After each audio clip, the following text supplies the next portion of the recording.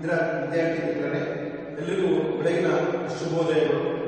ನಾವು ಕಳೆದ ತರಗತಿಯಲ್ಲಿ ಪದ್ಯಭಾಗಕ್ಕೆ ಅಂದರೆ ವಚನಗಳು ಎನ್ನುವಂತಹ ಪದ್ಯಭಾಗದಲ್ಲಿ ಬಸವಣ್ಣನವರ ವಚನಗಳು ಹಾಗೂ ಉರಿಲಿಂಗ ಗದ್ಯವರ ವಚನಗಳನ್ನು ನಾವು ಮುಗಿಸಿದ್ವಿ. ಹಾಗೂ ಗದ್ಯಭಾಗದಲ್ಲಿ ನಾವು ನೋಡಿದರೆ ಪಿ ಲಂಕೇಶ್ ಅವರು ಬರೆದಿರುವಂತಹ ಮುಗಿಸಿಕೊಂಡವನು, ಹಾಗೆ ಕೆ ಪುಟ್ಟಸ್ವಾಮಿ ಹಾಗೂ ಕೃಪಾಕರ ಸೇನಾನಿ ಅವರು ಬರೆದಿರುವಂತಹ ವಾಲ್ಪರೈ ಅಭಿವೃದ್ಧಿ ತಂತ್ರಜ್ಞಾನ ಎನ್ನುವಂತಹ ಗದ್ಯಭಾಗವನ್ನು ನಾವು ಈಗಾಗಲೇ ಅವಲೋಕನವನ್ನು ಮಾಡಿ ಮುಗಿಸಿದ್ವಿ. ಈಗ ಮೊದಲನೆಯ ಪದ್ಯಭಾಗವಾಗಿರುವಂತಹ ಕದಡಿದ ಶ್ರೀರಾಮ್ ತಿಳಿಯುತ್ತದೆ ಎನ್ನುವಂತಹ ಪದ್ಯಭಾಗವನ್ನು ಕುರಿತು ಇದರ ತರಗತಿಯಲ್ಲಿ ನಾವು ಅವಲೋಕನ ಮಾಡ್ತಾ ಹೋಗೋಣ. ಈ ಕದಡಿದ ಶ್ರೀರಾಮ್ ತಿಳಿಯುತ್ತದೆ ಎನ್ನುವಂತಹ ಪದ್ಯಭಾಗವನ್ನು ಬರೆದಿರುವಂತಹ ಕವಿ ನಾಗಚಂದ್ರ. ಈ ನಾಗಚಂದ್ರನ ಬಗ್ಗೆ ನಾವು ಕೆಲವು ವಿಚಾರಗಳನ್ನು ಕಂಡುಕೊಳ್ಳೋದಾದ್ರೆ, ಇವನು 12ನೇ ಕಾಲಘಟ್ಟದಲ್ಲಿ 12ನೇ ಶತಮಾನದಲ್ಲಿ ಬರುವಂತಹ ಒಬ್ಬ ಪ್ರಮುಖ ಕವಿ ಅಂತಾನೆ ಇವರನ್ನ ಕರೀತಾ ಹೋಗ್ಬೋದು. ಯಾಕಂದ್ರೆ 12ನೇ ಶತಮಾನದಲ್ಲಿ ನಮ್ಮ ಕನ್ನಡ ಸಾಹಿತ್ಯದಲ್ಲಿ ಹಳೆಗನ್ನಡ ಎನ್ನುವುದು ಉತ್ತುಂಗವಾಗಿರುವಂತಹ ಸ್ಥಿತಿಗೆ ಇದ್ದಂತಹ ಒಂದು ಕಾಲಘಟ್ಟ ಅದು. ಅಂತಹ ಒಂದು 12ನೇ ಸಾಹಿತ್ಯವು ಈ 10ನೇ ಶತಮಾನದಲ್ಲಿ ಕಂಪನಿಂದ ಒಂದು ಶಿಖರ ಸ್ಥಿತಿಯಲ್ಲಿ ತಲುಪಿ ಅವನು ಹಾಕಿರುವಂತಹ ಮಾರ್ಗದಲ್ಲಿಯೇ ಮುಂದುವರಿಯಿತು. ಯಾಕಂದ್ರೆ ನಮಗೆ ಗೊತ್ತಿದೆ, ಹಳೆಗನ್ನಡ ಸಾಹಿತ್ಯ ಎನ್ನುವುದು 9ನೇ ಶತಮಾನದ ಪೂರ್ವಾರ್ಧದಲ್ಲಿ ನಮಗೆ ಬರ್ತಾ ಹೋಯಿತು. ಅದರಲ್ಲೂ ಈ 10ನೇ ಶತಮಾನ ಎನ್ನುವಂತಹ ಹಂಪ, ರಂಗನಾಥನ, ಪುನ್ನ ಇವೆಲ್ಲರೂ ಸಹ ಭದ್ರ ಬೃಹದಿಯಿಂದ ನಾವೆಲ್ಲರೂ ಸಹ ಮುಂದುವರಿತಾ ಹೋದ್ವಿ ಎನ್ನುವುದು. ಅಂತಹ ಆ ಒಂದು ಪಂಪನಿಂದ ಭದ್ರ ಬೃಹದಿಯನ್ನು ಆಗಿಸಿಕೊಂಡು ಅವನ ಒಂದು ಮಾರ್ಗದಲ್ಲಿಯೇ ನಡೆದವರು ಈ ಒಂದು ನಾಗಚಂದ್ರ ಅಂತಲೇ ಹೇಳ್ತಾ ಹೋಗ್ಬೋದು. ಅದರಲ್ಲೂ ಈ ಒಂದು ಪರಂಪರೆಯಲ್ಲಿ ಬರುವಂತಹ ಪ್ರಮುಖ ಕವಿ ಅಂತಂದ್ರೆ ನಾಗಚಂದ್ರ ಎಂದರೆ ಇವರನ್ನ ಕರೀತಾ ಹೋಗ್ಬೋದು. ಅಂತಹ ಒಂದು ನಾಗಚಂದ್ರನ ನಾವು ಏನು ಕರೀತೀವಿ ಅಂತಂದ್ರೆ ಅಭಿನವ ಪಂಪ ಅನ್ನೋದನ್ನ ನಾವು ಕರೀತಾ ಹೋಗ್ತೀವಿ.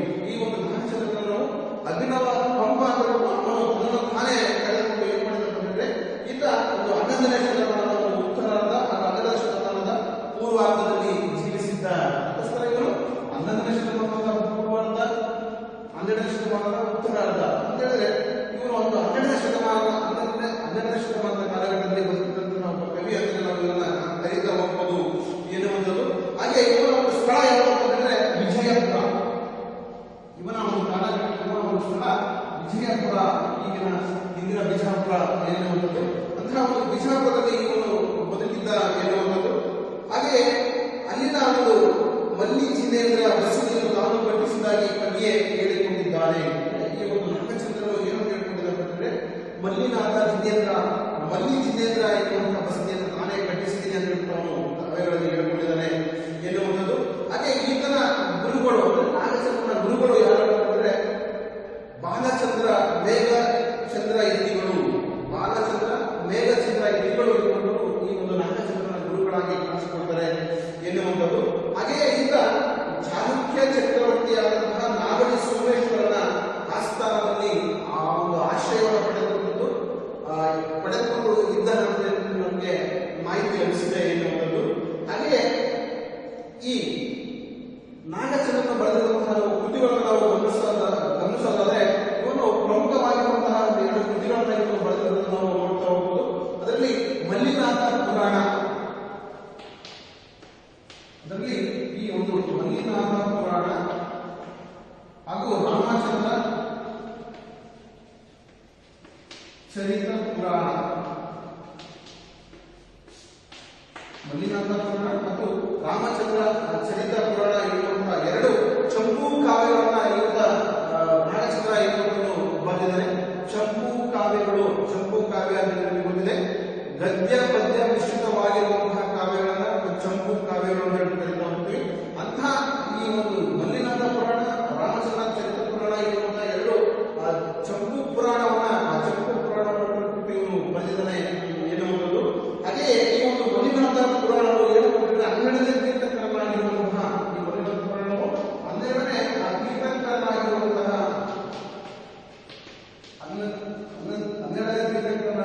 ಮಲ್ಲಿನಾಥನ ಬರೀತಾ ಹೋಗಿದ್ದಾನೆ.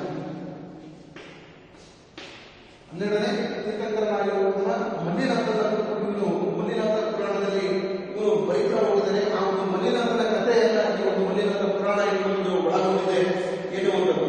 ಹಾಗೆಯೇ ಈ ಒಂದು ರಾಮಚಂದ್ರ ಚರಿತ ಪುರಾಣವನ್ನ ಇದ್ದ ಪಂಪ ರಾಮಾಯಣ ಎನ್ನುವಂತಹ ಹೆಸರಿಂದ ಇದು ಪ್ರಮುಖ ಪ್ರಾಮುಖ್ಯತೆಯನ್ನು ಪಡೆದುಕೊಂಡಿದೆ. ಈ ಒಂದು ರಾಮಚಂದ್ರ ಪುರಾಣ ಪಂಪ ರಾಮಾಯಣ.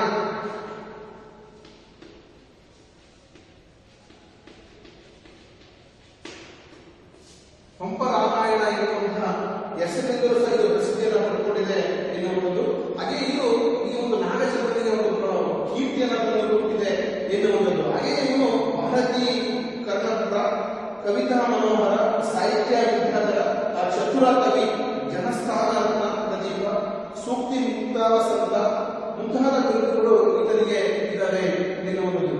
ಅಂದ್ರೆ ಇವರು ಬರೆದಿರುವಂತಹ ಇವರು ಮಣಿನಾಥ ಪುರಾಣ, ರಾಮಚಂದ್ರ ಚರಿತ ಪುರಾಣ ಎನ್ನುವಂತಹ ಕೃತಿಗಳನ್ನು ಆಚರಿಸುತ್ತಿರುವವರಿಗೆ ಅನೇಕ ಬಿರುದುಗಳನ್ನು ಇವರಿಗೆ ಕೊಡ್ತಾ ಹೋಗಿದ್ದಾರೆ, ಅನೇಕ ಕೀರ್ತನೆಗಳು ಕೊಟ್ಟಿದ್ದಾರೆ ಎಂಬುದನ್ನೇ ಹೇಳ್ತಾ ಹೋಗ್ಬೋದು. ಅದರಲ್ಲಿ ಇದನ್ನ ಚಂದ್ರ ಕವಿ ಅಂತ ಕರೀತಾರೆ, ಸಾಹಿತ್ಯ ವಿದ್ಯಾಧರ ಅಂತ ಕರೀತಾರೆ, ಕವಿತಾ ಮನೋಹರ ಅಂತ ಕರೀತಾ ಹೋಗ್ತಾರೆ, ಭಾರತೀ ಕರ್ಣಪುರ ಅಂತ ಕರೀತಾ ಹೋಗ್ತಾರೆ, ಜನಸ್ಥಾನ ರಕ್ತ ಪ್ರದೀಪ ಅಂತ ಕರೀತಾ ಹೋಗ್ತಾರೆ, ಸೂಕ್ತಿ ಮುಕ್ತಾವಸಂತ ಎನ್ನುವಂತಹ ಎನ್ನುವಂತಹ ಬಿರುದುಗಳಿಂದ ಇದನ್ನ ಕರೀತಾ ಹೋಗ್ತಾರೆ. ಹಾಗೆ ಅಭಿನವ ಪಂಪ ನಾನು ಕರ್ಕೊಂಡಿದ್ದಾನೆ ಎನ್ನುವುದು. ಯಾಕೆ ಇವನು ಅಭಿನವ ಪಂಪ ಅಂತ ಕರೀತಾ ಹೋಗ್ತಾರೆ ಅಂತಂದ್ರೆ ಇವನು ಪಂಪನಿಂದ ಪ್ರೇರಣೆಯನ್ನು ಕೊಟ್ಬಿಟ್ಟು ಪಂಪನು ಹಾಕಿಕೊಟ್ಟಂತಹ ದಾರಿಯಲ್ಲಿಗೆ ಪ್ರತಿಯೊಂದನ್ನು ಸಹ ಪಂಪನ ದಾರಿಯಲ್ಲಿಯೇ ಸಾಗ್ತಾ ಹೋಗ್ತಾನೆ. ಅದರಿಂದ ಯಾವುದೇ ಒಂದು ಕಾವ್ಯಗಳನ್ನು ಬರೆದು ಸಹ ಅದು ಪಂಪನಿಗೆ ಒಂದ್ ಕಡೆ ಅಧೀನವಾಗಿ ಹೋಗುತ್ತೆ.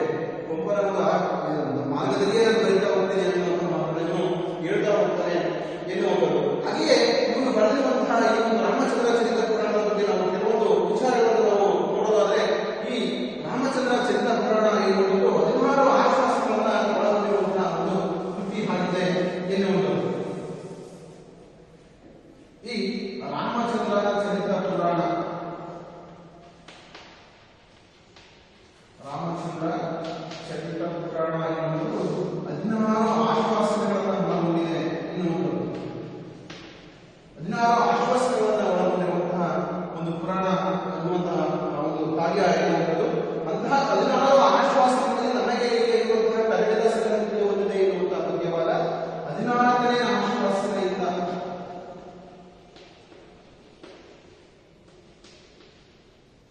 ಬಂದಿರುವಂಥದ್ದು.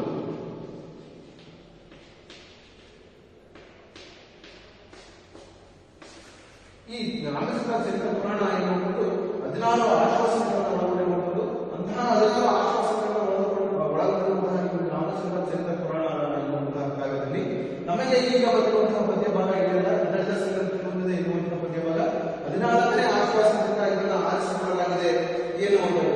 ಹಾಗೆಯೇ ಇದು ಸಂಪೂರ್ಣವಾಗಿರುವಂತಹ ಜೈನ ಪುರಾಣವನ್ನ, ಜೈನ ಧರ್ಮವನ್ನು ಕುರಿತು ಬರೆದಿರುವಂಥದ್ದು. ಅಂದ್ರೆ ನಮಗೆ ರಾಮಾಯಣ ಅಂತಂದ್ರೆ ವಾಲ್ಮೀಕಿ ಬರೆದಿರುವಂತಹ ರಾಮಾಯಣ ಎಲ್ಲರೂ ಸಹ ಗೊತ್ತೇ ಇದೆ. ಅಂದ್ರೆ ವಾಲ್ಮೀಕಿಯ ಪರಂಪರೆಯನ್ನು ಆಧರಿಸಿರುವಂತಹ ರಾಮಾಯಣಕ್ಕೆ ನಾವೆಲ್ಲರೂ ಸಹ ತಿಳ್ಕೊಂಡಿದ್ವಿ ಎನ್ನುವುದು. ಆದ್ರೆ ಇವನು ಬರೆದಿರುವಂತಹ ಈ ಒಂದು ಕಥೆ, ಇವನು ಬರೆದಿರುವಂತಹ ಈ ಒಂದು ಪುರಾಣ, ಇವನು ಬರೆದಿರುವಂತಹ ಈ ಒಂದು ಕಾವ್ಯ ಇದು ಸಂಪೂರ್ಣವಾಗಿ ಜೈನ ಧರ್ಮವನ್ನು ಕುರಿತು, ಜೈನ ಧರ್ಮದ ರಾಮಾಯಣವಾಗಿ ಇದು ಬಂದಿರುವುದನ್ನು ನಾವೆಲ್ಲರೂ ಸಹ ನೋಡಬಹುದು ಎನ್ನುವುದು. ಯಾಕಂದ್ರೆ ಇಲ್ಲಿ ಜೈನ ಧರ್ಮದ ಬಗ್ಗೆ 64 ಶಲಾಕ ಪುರುಷರು ಬರ್ತಾರೆ ಅನ್ನೋದು ನಮ್ಮೆಲ್ಲರೂ ಸಹ ತಿಳಿದಿರುವಂತಹ ವಿಚಾರ.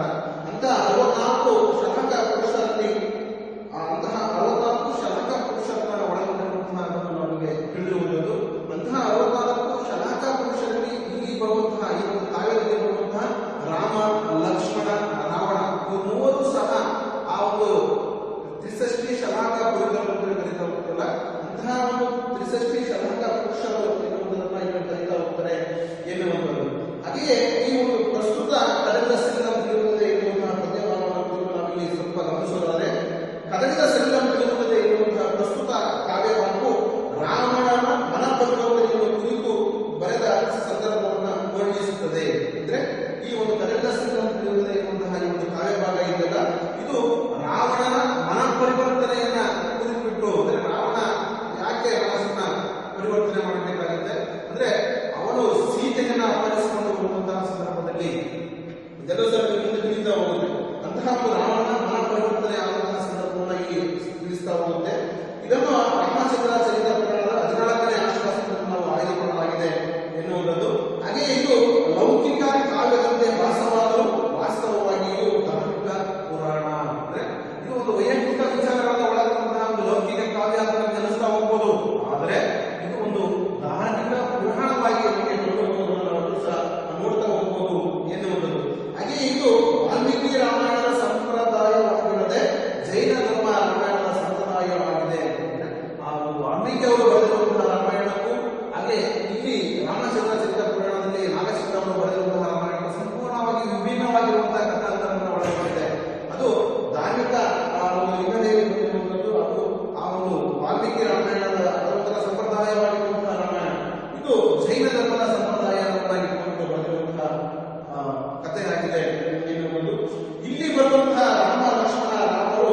ಜೈನ ತ್ರಿಷಷ್ಟಿ ಶಲಾಕ ಪುರುಷರು. ಇಲ್ಲಿ ಬರುವಂತಹ ರಾಮ, ಲಕ್ಷ್ಮಣ, ರಾವಣ ಇವರು ಮೂವರು ಸಹ ಏನಂದ್ರೆ ಇಲ್ಲಿ ತ್ರಿಷಷ್ಟಿ ಶಲಾಕ ಪುರುಷರು ಅಂತ ಕರೀತಾ ಹೋಗ್ತಾರೆ. ರಾಮ ಲಕ್ಷ್ಮಣರು ಬಲದೇವ ಮತ್ತು ವಾಸುದೇವ ಆದರೆ ರಾಮನನ್ನ ಇಲ್ಲಿ ಬಲದೇವ ಅಂತ ಕರೀತಾ ಹೋಗ್ತಾರೆ. ಅಂದ್ರೆ ಇವರನ್ನ ಜಿನ ಅಂತ ಕರೀತಾ ಹೋಗ್ತಾರೆ. ಅಂದ್ರೆ ಜೈನ ಧರ್ಮದಲ್ಲಿ ಭವಾವಳಿಗಳನ್ನು ನಂಬುತ್ತಾ ಹೋಗ್ತಾರೆ.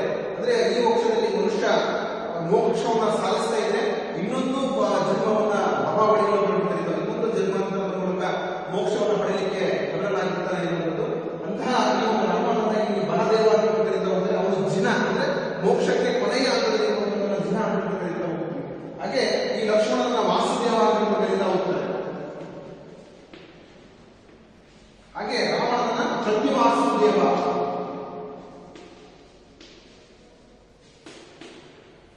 ಈ ರಾವಣನ ಪ್ರತಿ ವಾಸುದೇವ ಅಂತ ಕರೀತಾ ಹೋಗ್ತಾರೆ. ಹಾಗೆ ಈ ಒಂದು ವಾಲ್ಮೀಕಿ ರಾಮಾಯಣ ಕೊಂಪ ರಾಮಾಯಣ ಪ್ರಮುಖವಾಗಿ ವ್ಯತ್ಯಾಸ ಇರುವುದು ರಾವಣನ ಪಾತ್ರದಲ್ಲಿ. ಅಂದ್ರೆ ನಾವು ಪ್ರಮುಖವಾಗಿ ಒಂದು ರಾಮಚಂದ್ರ ಚರಿತ ಪುರಾಣದಲ್ಲಿ ನಾವು ನೋಡೋದಾದ್ರೆ ರಾವಣನ ಪಾತ್ರದಲ್ಲಿ ತುಂಬಾ ಪ್ರಮುಖವಾಗಿರುವಂತಹ ಬದಲಾವಣೆಗಳನ್ನು ನಾವು ನೋಡ್ತಾ ಹೋಗ್ತೀವಿ. ಅಂದ್ರೆ ಮೂಲ ರಾಮಾಯಣದಲ್ಲಿ ನಾವು ರಾವಣನ ಏನಂತ ಹೇಳ್ತಾ ಹೋಗ್ತೀವಿ, ದುಷ್ಟ ಅಂತ ಹೇಳ್ತಾ ಹೋಗ್ತೀವಿ, ಕೆಟ್ಟವನು ಇರುವಂತಹ ಪಾತ್ರದ ಮೂಲಕ ನಾವು ರಾವಣನ ನೋಡ್ತಾ ಹೋಗ್ತೀವಿ. ಆದ್ರೆ ಇಲ್ಲಿ ಬರುವಂತಹ ಈ ಒಂದು ನಾಗಚಂದ್ರ ಮೂಲಕ ರಾಮಚಂದ್ರ ಈ ಒಂದು ರಾವಣನ ಕುರಿತು ಏನಂತ ಹೇಳ್ತಾ ಹೋಗ್ತಾರಪ್ಪ ಅಂದ್ರೆ, ಇವನು ಸದ್ಗುಣೋಪೇತನಾಗಿರುವಂತಹ ಮಹಾಪುರುಷ. ಈ ಒಂದು ನಾಗಚಂದ್ರನ ಆ ಮೂಲಕ ರಾಮಚಂದ್ರ ರಾವಣನ ಕುರಿತು ಏನಂತ ಹೇಳ್ತಾ ಹೋಗ್ತಾರಪ್ಪ ಅಂದ್ರೆ, ರಾವಣನ ಎನ್ನುವಂಥವನು ಸದ್ಗುಣೋಪೇತನಾಗಿರುವಂತಹ ಮಹಾಪುರುಷ. ಅಂದ್ರೆ ಸದ್ಗುಣಗಳನ್ನ ಒಳಗೊಂಡಂತವನು, ಸತ್ಪುರುಷನಾಗಿರುವಂತವನು, ಒಳ್ಳೆಯ ಗುಣವನ್ನ ಒಳಗೊಂಡಿರುವಂತಹ ಒಂದು ಮಹಾಪುರುಷ ಅನ್ನುವುದನ್ನ ಈ ನಾಗಚಂದ್ರ ಎನ್ನುವನು ಈ ಕಥೆಯಲ್ಲಿ ಬಿಂಬಿಸ್ತಾ ಹೋಗ್ತಾನೆ ಎನ್ನುವುದು. ಅಂಥವನು ಅಂತಹ ಒಂದು ಸದ್ಗುಣೋಪೇತನಾಗಿರುವಂತಹ ಸದ್ಗುಣಗಳನ್ನು ಒಳಗೊಂಡಿರುವಂತಹ ರಾವಣ ಏನಾಗ್ತದೆ, ಕಾಲಕರ್ಮ ಸಹಾಯದಿಂದ ಅಲ್ಪ ದೌರ್ಬಲ್ಯ ವಶನಾಗುತ್ತಾನೆ. ಅಂದ್ರೆ ಕಾಲ ಕ್ರಮೇಣವಾಗಿ ಕಾಲ ಬದಲಾದಂತೆ ಅವನು ಏನಾಗ್ತದೆ, ಸ್ವಲ್ಪ ಏನೋ ಎಡರುಗಳಿಂದ ಅವನು ಅಲ್ಪ ದೌರ್ಬಲ್ಯವಾಗಿ ಬದಲಾಗುವುದು ನಾವು ಇಲ್ಲಿ ನೋಡ್ತಾ ಹೋಗ್ಬೋದು ಎನ್ನುವಂಥದ್ದು. ಹಾಗೆಯೇ ಇಲ್ಲಿ ಬರುವಂತಹ ರಾಮ ಏನಾಗ್ತದೆ, ಸತ್ಕುಲ ಪ್ರತೀತ, ಸತ್ಕುಲ ಪ್ರಸ್ತುತ ಅಂತ ಕರೀತಾ ಹೋಗ್ತಾರೆ. ಸತ್ಕುಲವಾಗಿರುವಂಥವನು, ಒಳ್ಳೆಯ ಆಚರಣೆಗಳನ್ನು, ಹಾಗೆ ಒಬ್ಬ ಜಿನಭಕ್ತನಾಗಿರುವಂಥವನು, ಹಾಗೆ ಅಹಿಂಸಾವನ್ನು ಅನುಭವಿಸಿರುವಂಥವನು, ಹಾಗೆ ಮಹಾಪರಾಕ್ರಮಿ ಆಗಿರುವಂಥವನು, ಹಾಗೆ ಪರಾಂಗನ ವಿರಾಟಿ ವ್ರತವನ್ನ ಆಧರಿಸಿ ಹೊಂದುವಂಥವನು ಎನ್ನುವಂತಹ ಮಾತ್ರ ಇಲ್ಲಿ ನಾಗಚಂದ್ರ ಹೇಳ್ತಾ ಹೋಗ್ತಾನೆ. ಆದ್ರೆ ಆ ವಿಧಿ ಸಂಕಲ್ಪ ಪ್ರೇರಿತನಾಗಿ ಅವನು ಮತಾಭಿಮುಖವಾಗಿದ್ದಾನೆ ಎನ್ನುವಂಥದ್ದು. ಅಂದ್ರೆ ಈ ರಾಮನ ಮೂಲಕ ಏನಂತ ಹೇಳಿದ್ರೆ ಅವನು ಪಶ್ಚಾತ್ತಾಪಕ್ಕೆ ಕೊನೆಗೆ ರಾವಣ ಒಳಪಡ್ತಾನೆ. ಹಾಗೆಯೇ ಅವನು ಏನಾಗ್ತದೆ, ಏನೋ ಒಂದು ಸ್ವಲ್ಪ ಎಡರುತ್ತ ಆ ಒಂದು ವಿಧಿ ಸಂಕಲ್ಪದಿಂದ ದೇವರ ಅವನ ರೀತಿಯಾಗಿ ಕೊಂಡೊಯ್ಯುತ್ತೆ. ಅಂತಹ ಒಬ್ಬ ಮಹಾಪುರುಷನಾಗಿರುವುದು ಸಹ ಕೆಟ್ಟ ಗುಣಗಳನ್ನು ಅವನು ಅಳವಡಿಸಿಕೊಳ್ತಾನೆ. ಯಾವುದೋ ಒಂದು ಮೋಹಿತನಾಗಿ ತನ್ನ ಗುಣವನ್ನು ಅವನು ಬೇರೆ ಕಡೆಗೆ ಕೊಂಡೊಯ್ತಾನೆ ಅಂತಂದ್ರೆ ಅದು ವಿಧಿ ಸಂಕಲ್ಪ ಅಂತಾನೆ ಹೇಳ್ತಾ ಹೋಗ್ತಾರೆ. ತಮ್ಮ ಸಹಾನುಭೂತಿ ಅನುಕಂಪಗಳಿಗೆ ಇಲ್ಲಿ ಪಾತ್ರನಾಗುತ್ತಾನೆ.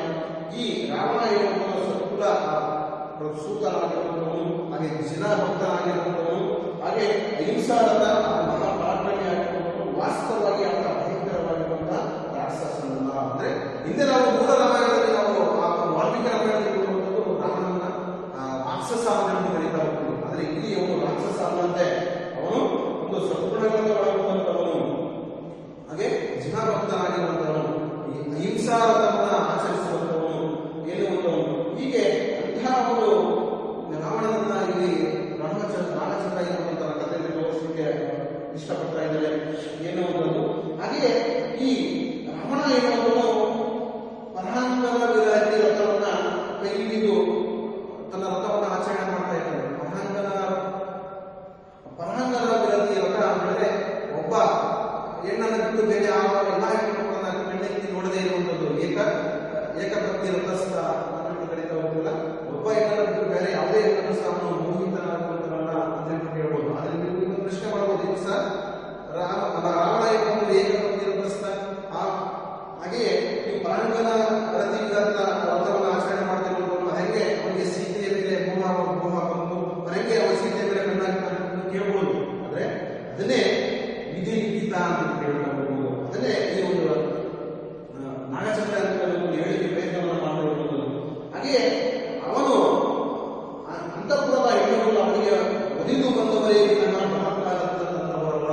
ಅಂದ್ರೆ ಅವನ ರೂಪ ಲಾವಣ್ಯಕ್ಕೆ ಹಾಗೆ ಅವನ ಮೋಹಕ್ಕೆ ಸೆಳೆದು ಆ ಒಂದು ಅಂತಃಪುರದ ಸ್ತ್ರೀಯರು ಅವನನ್ನು ಅವನ ಹತ್ರ ಒಲಿದು ಬಂದರು, ತಾನಾಗಿಯೇ ಒಲಿದು ಬಂದರು ಎನ್ನುವುದನ್ನ ಇಲ್ಲಿ ಹೇಳ್ತಾ ಇದ್ದಾರೆ. ಹಾಗೆ ಅವನೇನು ಬಲಾತ್ಕಾರದಿಂದ ಅವರನ್ನೆಲ್ಲವೂ ಸಹ ವಶಪಡಿಸಿಕೊಂಡವನಲ್ಲ ಎನ್ನುವುದು. ಅಂದ್ರೆ ಈ ಉದಾಹರಣೆಯನ್ನು ಸಹ ಕೊಟ್ಟಿದ್ದಾರೆ. ಏನಪ್ಪ ಅಂದ್ರೆ ಈ ರಾವಣ ಎನ್ನುವನು ಈ ಪರಮಂಗಲ ವಿರುದ್ಧ ಯಾವುದೇ ಆಚರಣೆ ಮಾಡ್ತಾರೆ ಎನ್ನುವುದಕ್ಕೆ ಉದಾಹರಣೆ ಏನಂದ್ರೆ ನಳಕುಂಬರರ ಪತ್ನಿ ಉಪರಂಬೆ ಎನ್ನುವಳು ತಾನಾಗಿಯೇ ಒಲಿದು ಬಂದಾಗ ಅವಳಿಗೆ ಸದುಪದೇಶ ನೀಡಿ ಉಳಿಸಿದ್ದು ಅವನ ಉದಾತ್ತ ಚರಿತ್ರಕ್ಕೆ ನಿದರ್ಶನ.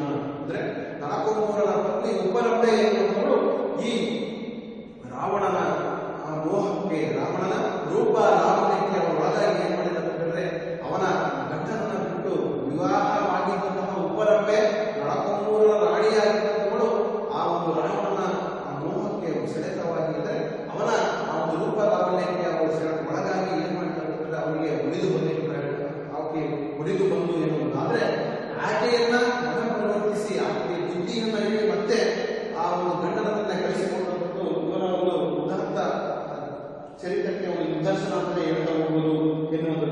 ಇಂತಹ ಮಹಾಸತ್ವರ ಬದುಕಿನಲ್ಲಿ ವಿಧಿ ಪ್ರವೇಶಿಸುತ್ತದೆ. ಅಂದ್ರೆ ಇಂತಹ ಒಂದು ಇಂತಹ ಒಂದು ಮಹಾ ಒಳ್ಳೆಯ ಸರ್ಕಾರಗಳನ್ನು ಮಾಡ್ತಾ ಇರುವಂತಹ ಈ ರಾವಣನ ಒಂದು ಜೀವನದಲ್ಲಿ ಒಂದು ವಿಧಿ ಎನ್ನುವುದು ಪ್ರವೇಶ ಆಗುತ್ತೆ.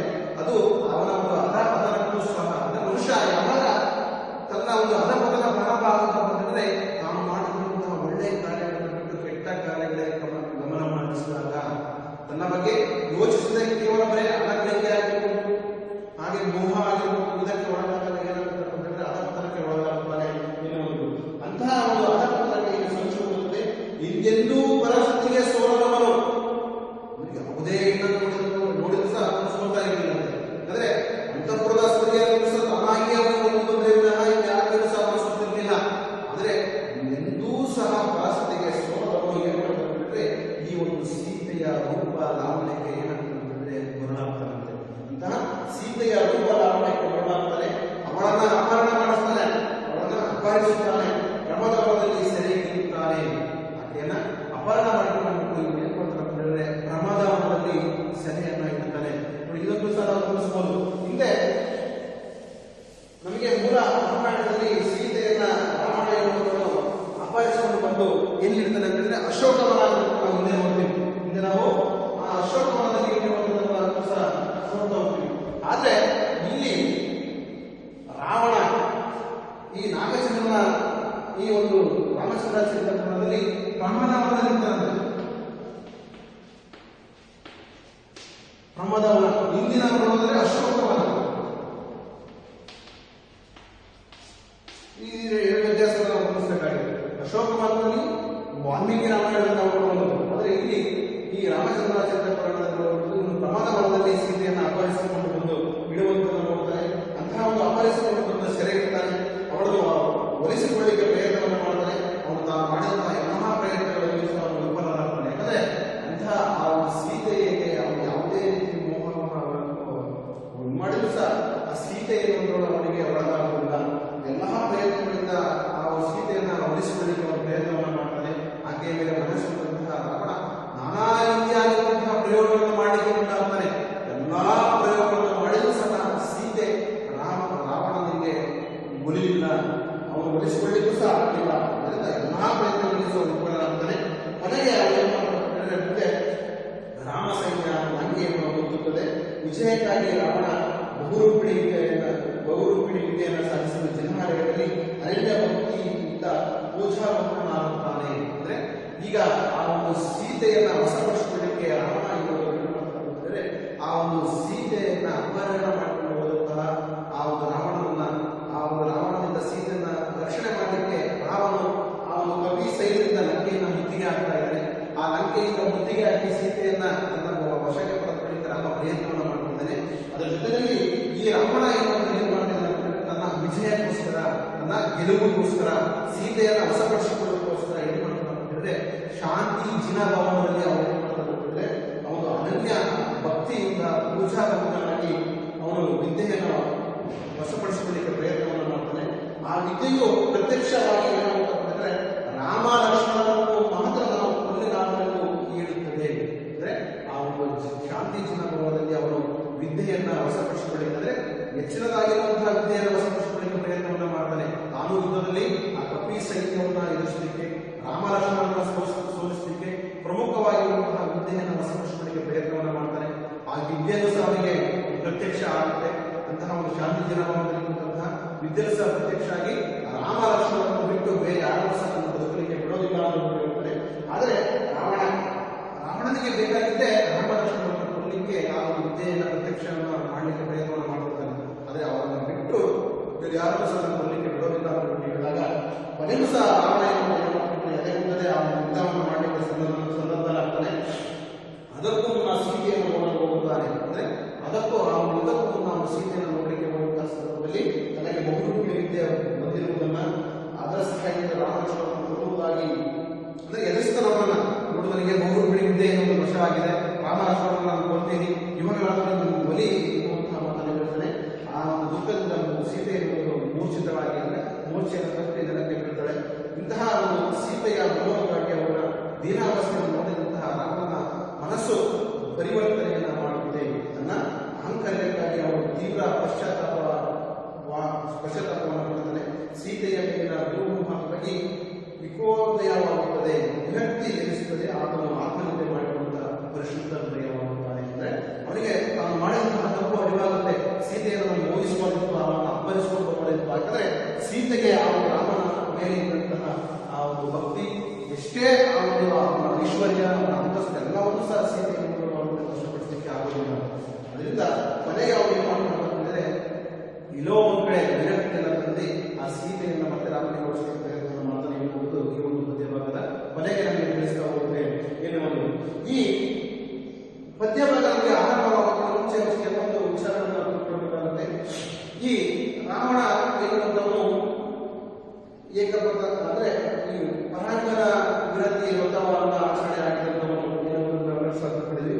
ಅಂತಹ ಪರಸತಿಗೆ ಸೋಲದೇ ಇರುವಂತಹ ರಾವಣ ಸೀತೆಗೆ ಯಾಕೆ ಸೋತ ಎನ್ನುವುದು ಅಂದ್ರೆ ಇವನು ಕರಭೂಷಣರ ನೆರವಿಗೆಂದು ಇವನು ಪುಷ್ಪಕ ವಿಮಾನದಲ್ಲಿ ಆ ಕಾಡಿನಲ್ಲಿ ಹೋಗ್ತಾ ಇರ್ತಾನೆ. ಕಾಡಿನಲ್ಲಿ ಹೋಗ್ತಾ ಇರಬೇಕಾದ್ರೆ ಆ ಕಾಡಿನಲ್ಲಿ ವನವಾಸವನ್ನು ಅನುಭವಿಸ್ತಾ ಇರುವಂತಹ ಸೀತೆಯನ್ನ ಗಮನಿಸ್ತಾನೆ.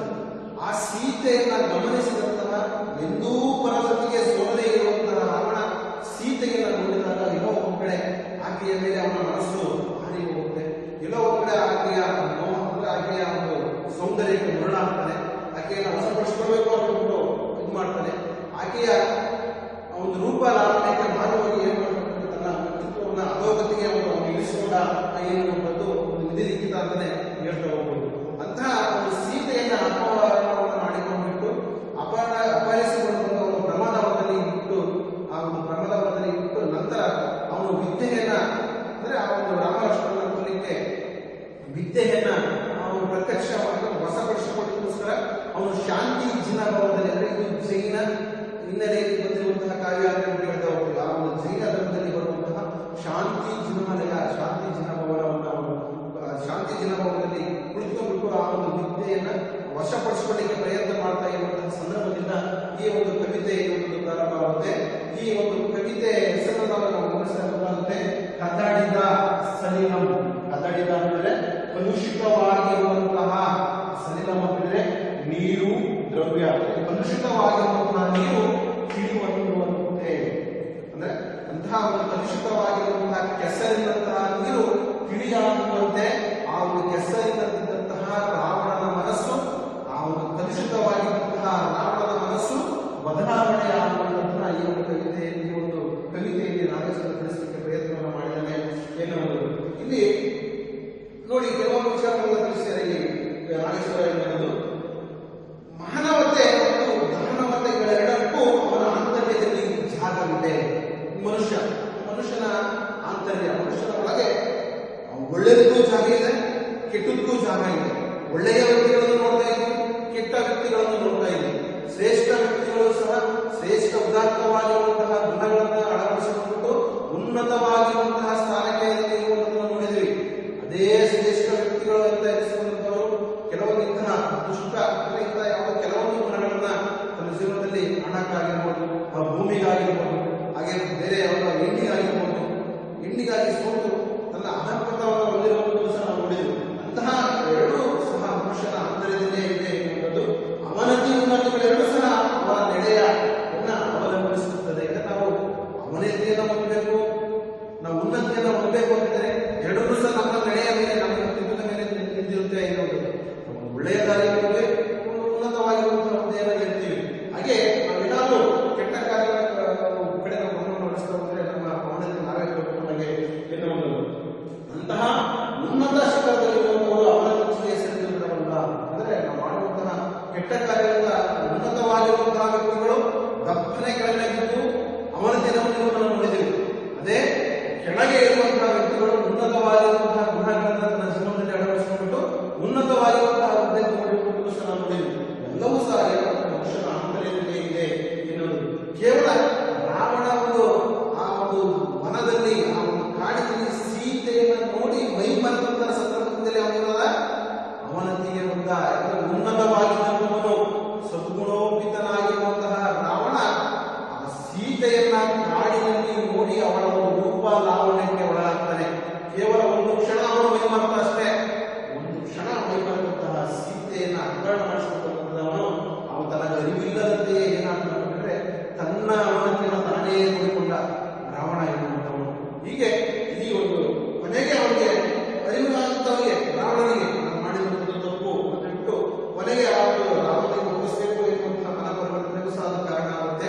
ಯಾಕಂದ್ರೆ ಅಂತಹ ಉನ್ನತವಾಗಿರುವಂಥವನು ಸೀತೆಯ ರೂಪಲಾವಣ್ಯಕ್ಕೆ ಹೋಗಿ ಆಕೆಯನ್ನು ಅಪಹರಣ ಮಾಡಿಕೊಂಡು ಆಕೆಯನ್ನ ನಾನು ವಶಪಡಿಸಿಕೊಳ್ಳಿಕ್ಕೆ ಪ್ರಯತ್ನವನ್ನು ಮಾಡಿದಾಗಲೂ ಸಹ ಆಕೆ ಅವನ್ನ ತೃಣ ಸಂಕಲ್ಪವಾಗಿ ನೋಡ್ತಾ ಹೋಗ್ತಾರೆ. ಅಂದ್ರೆ ಹುಲ್ಲುಗಡ್ಡಿಗೆ ಹೋಲಿಸುವಂತ ರಾವಣನ ಸಂಪತ್ತನ್ನ, ಅವನ ರೂಪಲಾವಣ್ಯವನ್ನ ಹಿಂದೆ ಅವನು ಅಂತಃಪುರದ ಸ್ತ್ರೀಯರು ಅವನ ರೂಪಲಾವಣ್ಯಕ್ಕೆ ಒಲಿದು ಬಂದರು. ಅಂತಹ ರಾವಣನ ರೂಪಲಾವಣ್ಯವನ್ನು ಕೇವಲ ಒಂದು ಹುಲ್ಲುಗಡ್ಡಿಗೆ ಸಮಾನವಾಗಿ ನೋಡುವಂತಹ ಕೆಲಸವನ್ನು ಮಾಡ್ತಾಳೆ ಈ ಸೀತೆ ಎನ್ನುವುದು. ಅದಕ್ಕೆ ಕೊನೆಗೆ ರಾವಣ ಮನಪರಿವರ್ತನೆಯನ್ನು ಮಾಡಿಕೊಳ್ತಾನೆ. ಮನಸ್ಸನ್ನು ಬದಲಾಯಿಸಿಕೊಂಡು ಸೀತೆಯನ್ನು ರಾಮನಿಗೆ ಒಪ್ಪಿಸುವಂತಹ ಒಂದು ಪ್ರಕ್ರಿಯೆಗೆ ಬರ್ತಾನೆ. ಅಂತಹ ಆ ಒಂದು ಕಲುಷಿತಗೊಂಡಿದ್ದಂತಹ ರಾವಣನ ಮನಸ್ಸೆಂಬ ಕೊಳ ಏನಾಗುತ್ತದೆ ಪರಿವರ್ತನೆ ಆಗುವಂತಹ ಬೆಳೆ ಬರುತ್ತದೆ. ಕೊನೆಗೆ ನಿರ್ಮಲವಾಗುವುದನ್ನ ಇದು ಮಾಡ್ತಾ ಹೋಗ್ತಾನೆ. ಯಾಕಂದ್ರೆ ಮನುಷ್ಯ ಯಾರು ಸಹ ಹುಟ್ಟಿನಿಂದ ಕೆಟ್ಟವರಾಗಿರಲಿಲ್ಲ, ಯಾರು ಸಹ ಹುಟ್ಟಿನಿಂದ ಒಳ್ಳೆಯವರಾಗಿರಲಿಲ್ಲ. ತಾನು ಬದುಕುವಂತಹ ನಡೆಯ ಮೇಲೆ ತನ್ನ ವ್ಯಕ್ತಿತ್ವ ಎನ್ನುವುದು ನಿರ್ಮಾಣ ಆಗಿರುತ್ತೆ. ತಾವು ಬದುಕುವಂತಹ ವ್ಯಕ್ತಿತ್ವದ ಮೇಲೆ, ತಾವು ಬದುಕುವಂತಹ ನಡೆಯ ಮೇಲೆ ಏನಾಗುತ್ತಪ್ಪ ಅಂದ್ರೆ ಆ ಒಂದು ದುಷ್ಟತನ ಆಗಿರ್ಬೋದು, ಒಳ್ಳೆಯತನ ನಿರ್ಮಾಣ ಆಗುತ್ತೆ.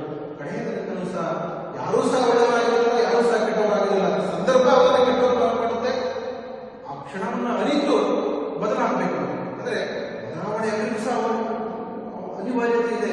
ಒಳ್ಳೆಯವರು ಒಳ್ಳೆಯರಾಗಿ ಇತ್ತು ಅಂತ ಹೇಳೋದಾಗಿಲ್ಲ, ಕೆಟ್ಟವರು ಕೆಟ್ಟವರಾಗಿ ಇತ್ತು ಅಂತ ಹೇಳೋದಾಗಿಲ್ಲ.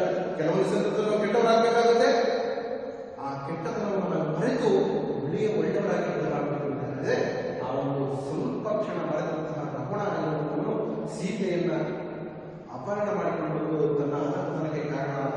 ಕೊನೆಗೆ ಆ ಒಂದು ಸೀತೆಯನ್ನ ರಾಮ ಲಕ್ಷ್ಮಣರಿಗೆ ಒಪ್ಪಿಸಬೇಕಂತ ತೀರ್ಮಾನವನ್ನು ಮಾಡಿಕೊಳ್ತಾನೆ. ಅಂದ್ರೆ ತಾನು ಮಾಡಿದ ತಪ್ಪಿಗೆ ಪ್ರಾಯಶ್ಚಿತ್ತವನ್ನು ಮಾಡಿಕೊಳ್ಬೇಕು, ತಾನು ಮಾಡಿದಂತಹ ತಪ್ಪನ್ನ ಪ್ರಾಯಶ್ಚಿತ್ತವನ್ನು ಮಾಡಿಕೊಳ್ಬೇಕು ಅಂತ ಅವನು ಪ್ರಯತ್ನ ಮಾಡ್ತಾ ಹೋಗ್ತಾನೆ. ಅದರಿಂದ ಯಾರೂ ಸಹ ಹಣೆಯ ಕೆಟ್ಟವರಾಗಿರುವಂತಹ ಮಾತನ್ನ ಇಲ್ಲಿ ಹೇಳ್ತಾ ಇದ್ದಾರೆ. ಇಷ್ಟು ಇದಕ್ಕೆ ಸಂಬಂಧಪಟ್ಟಂತಹ ಹಿನ್ನೆಲೆ. ಈ ಒಂದು ಪದ್ಯಭಾಗ ಇಲ್ಲಿ ಆರಂಭ ಆಗ್ತಾ ಇದೆ. ಈ ಒಂದು ಪದ್ಯಭಾಗ ಆರಂಭವಾದ್ರೆ ಸೀತೆಯನ್ನ ಅಪಹರಣವನ್ನು ಮಾಡಿಕೊಂಡು ಆ ಒಂದು ರಾವಣ ಎನ್ನುವುದು ಪ್ರಮದ ವನದಲ್ಲಿ ಇರಿಸಿದ್ದಾನೆ. ಆ ಪ್ರಮದ ವನದಲ್ಲಿ ಇರಿಸಿ ಆ ಒಂದು ಕಪಿ ಸೈನ್ಯ ಹಾಗೆ ರಾಮ ಲಕ್ಷ್ಮಣರನ್ನ ಕೊಲ್ಲಿಕ್ಕೆ, ಯುದ್ಧದಲ್ಲಿ ಗೆಲ್ಲಿಕ್ಕೋಸ್ಕರ ಇನ್ನೂ ಹೆಚ್ಚಿನ ಶಕ್ತಿಯನ್ನು ನಾವು ವಶಪಡಿಸಿಕೊಳ್ಬೇಕು ಅಂತ ಬಿಟ್ಟು ಆ ಒಂದು ಶಾಂತಿ ಜಿನ ಭವನದಲ್ಲಿ ಅವನು ಕುಳಿತುಕೊಂಡ್ಬಿಟ್ಟು ತಪಸ್ಸನ್ನ ಮಾಡ್ತಾ ಇದ್ದಾನೆ. ಆ ಒಂದು ತಪಸ್ಸನ್ನ ಮಾಡ್ಕೊಳ್ತಾ ಆ ತಪಸ್ಸಿನ ಮೂಲಕ ಇನ್ನು ಹೆಚ್ಚಿನದಾಗಿರುವಂತಹ ವಿದ್ಯೆಯನ್ನು ವಶಪಡಿಸಿಕೊಳ್ಳಿಕ್ಕೆ ಪ್ರಯತ್ನವನ್ನು ಮಾಡ್ತಿದ್ದಾನೆ. ಆ ಒಂದು ವಿದ್ಯೆಯನ್ನು ವಶಪಡಿಸಿಕೊಳ್ಳಿಕ್ಕೆ ಶಾಂತಿ ಜಿನ ಭವನದಲ್ಲಿ ರಾವಣ ಎನ್ನುವುದು ಕುಳಿತ ಸಂದರ್ಭದಿಂದ ಈ ಒಂದು ಪದ್ಯಭಾಗ ಎನ್ನುವುದು ಆರಂಭ ಆಗುತ್ತೆ. ಪದ್ಯಭಾಗವನ್ನು ನಾವು ಓದ್ತಾ ಹೋಗ್ತೀವಿ. ಪದ್ಯಭಾಗವನ್ನು ನಾವು ಓದ್ತಾ ಇರಬೇಕಾದ್ರೆ ಪದಗಳ ಬಿಡಿಸಿ ಬರೆಯುವುದನ್ನು ನೀವು ಬರ್ಕೊಳ್ತಾ ಹೋಗ್ಬೇಕು. ಪೆನ್ಸಿಲ್ ಅನ್ನ ಕೈ ಹಿಡ್ಕೊಂಡಿರ್ಬೇಕು. ನಾವು ಓದ್ತಾ ಇರೋದಾದ್ರೆ ಎಲ್ಲಿ ಪದವನ್ನು ನಿಲ್ಲಿಸ್ತೀನಿ, ಎಲ್ಲಿ ಇನ್ನೊಂದು ಅಕ್ಷರ ಬರ್ಕೊಳ್ತಾ ಹೋದ್ರೆ ಈಸಿಯಾಗಿ ಓದಲಿಕ್ಕೆ ಅನುಕೂಲ ಆಗುತ್ತೆ. ಈ ರಾವಣ ಎನ್ನುವುದು ಶಾಂತಿ ಜಿನಭವನದಲ್ಲಿ ಕುಳಿತುಕೊಂಡ್ಬಿಟ್ಟು ಆ ಒಂದು ವಿದ್ಯೆಯನ್ನು ವಶಪಡಿಸಿಕೊಳ್ಳಲಿಕ್ಕೆ ಕುಳಿತುಕೊಂಡಿದ್ದಾನೆ. ಆ ಭಾಗದಿಂದ ಈ ಒಂದು ಪದ್ಯ ಭಾಗ ಆರಂಭ ಆಗುತ್ತೆ. ಪದ್ಯ ಭಾಗವನ್ನು ಗಮನಿಸೋಣ. ಎಲ್ಲರೂ ಸಹ ಕೈಯಲ್ಲಿ ಇಟ್ಕೊಳ್ಳಿ, ಕೈಯಲ್ಲಿ ಪೆನ್ಸಿಲ್ ಇಟ್ಕೊಳ್ಳಿ, ಪದಗಳ ಅರ್ಥವನ್ನ ಆಗಿಂದಾಗೆ ಬರ್ಕೊಳ್ತಾ ಹೋಗಿ. ಪದ್ಯ ಭಾಗವನ್ನು ಗಮನಿಸೋಣ. ರಾವಣ ಧ್ರುವ ಮಂಡಲದಂತೆ ಚಲಿಸದೆ ಚಿತ್ತ ನಿರೋಧಕ್ಕೈದು ದಿವ್ಯ ಮಂತ್ರದಿ ವಿದ್ಯೆಯನ್ನು ಸಾಧಿಸುವುದು. ಇದು ವಚನ, ಯಾಕಂದ್ರೆ ಇದು ಗದ್ಯ ರೂಪದಲ್ಲಿದೆ. ಯಾಕಂದ್ರೆ ಇದು ಒಂದು ಚಂಪು ಕಾವ್ಯ ಅಂತ ಮುಂಚೆ ಹೇಳಿದ್ವಿ. ಗದ್ಯ ಪದ್ಯ ಮಿಶ್ರಿತವಾಗಿರುವಂತಹ ಕಾವ್ಯ. ಇಂತಹ ಒಂದು ಗದ್ಯ ಭಾಗದಲ್ಲಿರುವಂತಹ ಒಂದು ವಚನ. ರಾವಣ ಧ್ರುವ ಮಂಡಲದಂತೆ, ಧ್ರುವ ಅಂದ್ರೆ ಆಕಾಶ ಮಂಡಲ, ಆಕಾಶದಲ್ಲಿರುವಂತಹ ನಕ್ಷತ್ರಗಳು ಚಲಿಸದಂತೆ ರಾವಣ ಧ್ರುವ ಮಂಡಲದಂತೆ ಚಲಿಸಿದ್ರೆ ಆ ಒಂದು ಆಕಾಶ ಕಾಯದಲ್ಲಿರುವಂತಹ ನಕ್ಷತ್ರಗಳು ಹೆಂಗೆ ಚಲಿಸದೇ ಇರ್ತವೆ ಆ ರೀತಿಯಾಗಿ ಚಿತ್ತ ನಿರೋಧಕ್ಕೈದು. ಚಿತ್ತ ಅಂತಂದ್ರೆ ಮನಸ್ಸು, ಚಿತ್ತ ಅಂತಂದ್ರೆ ಮನಸ್ಸು, ನಿರೋಧಕ್ಕೈದು ಅಂದ್ರೆ ನಿಗ್ರಹಿಸಿಕೊಂಡು, ಚಿತ್ತ ಮನಸ್ಸನ್ನು ನಿಗ್ರಹಿಸಿಕೊಂಡು ದಿವ್ಯ ಮಂತ್ರದಿ ವಿದ್ಯೆಯನ್ನು ಸಾಧಿಸುವುದು. ದಿವ್ಯವಾಗಿರುವಂತಹ ಮಂತ್ರಗಳನ್ನ ಪಠಣವನ್ನು ಮಾಡ್ತಾ ಇದ್ದಾರೆ.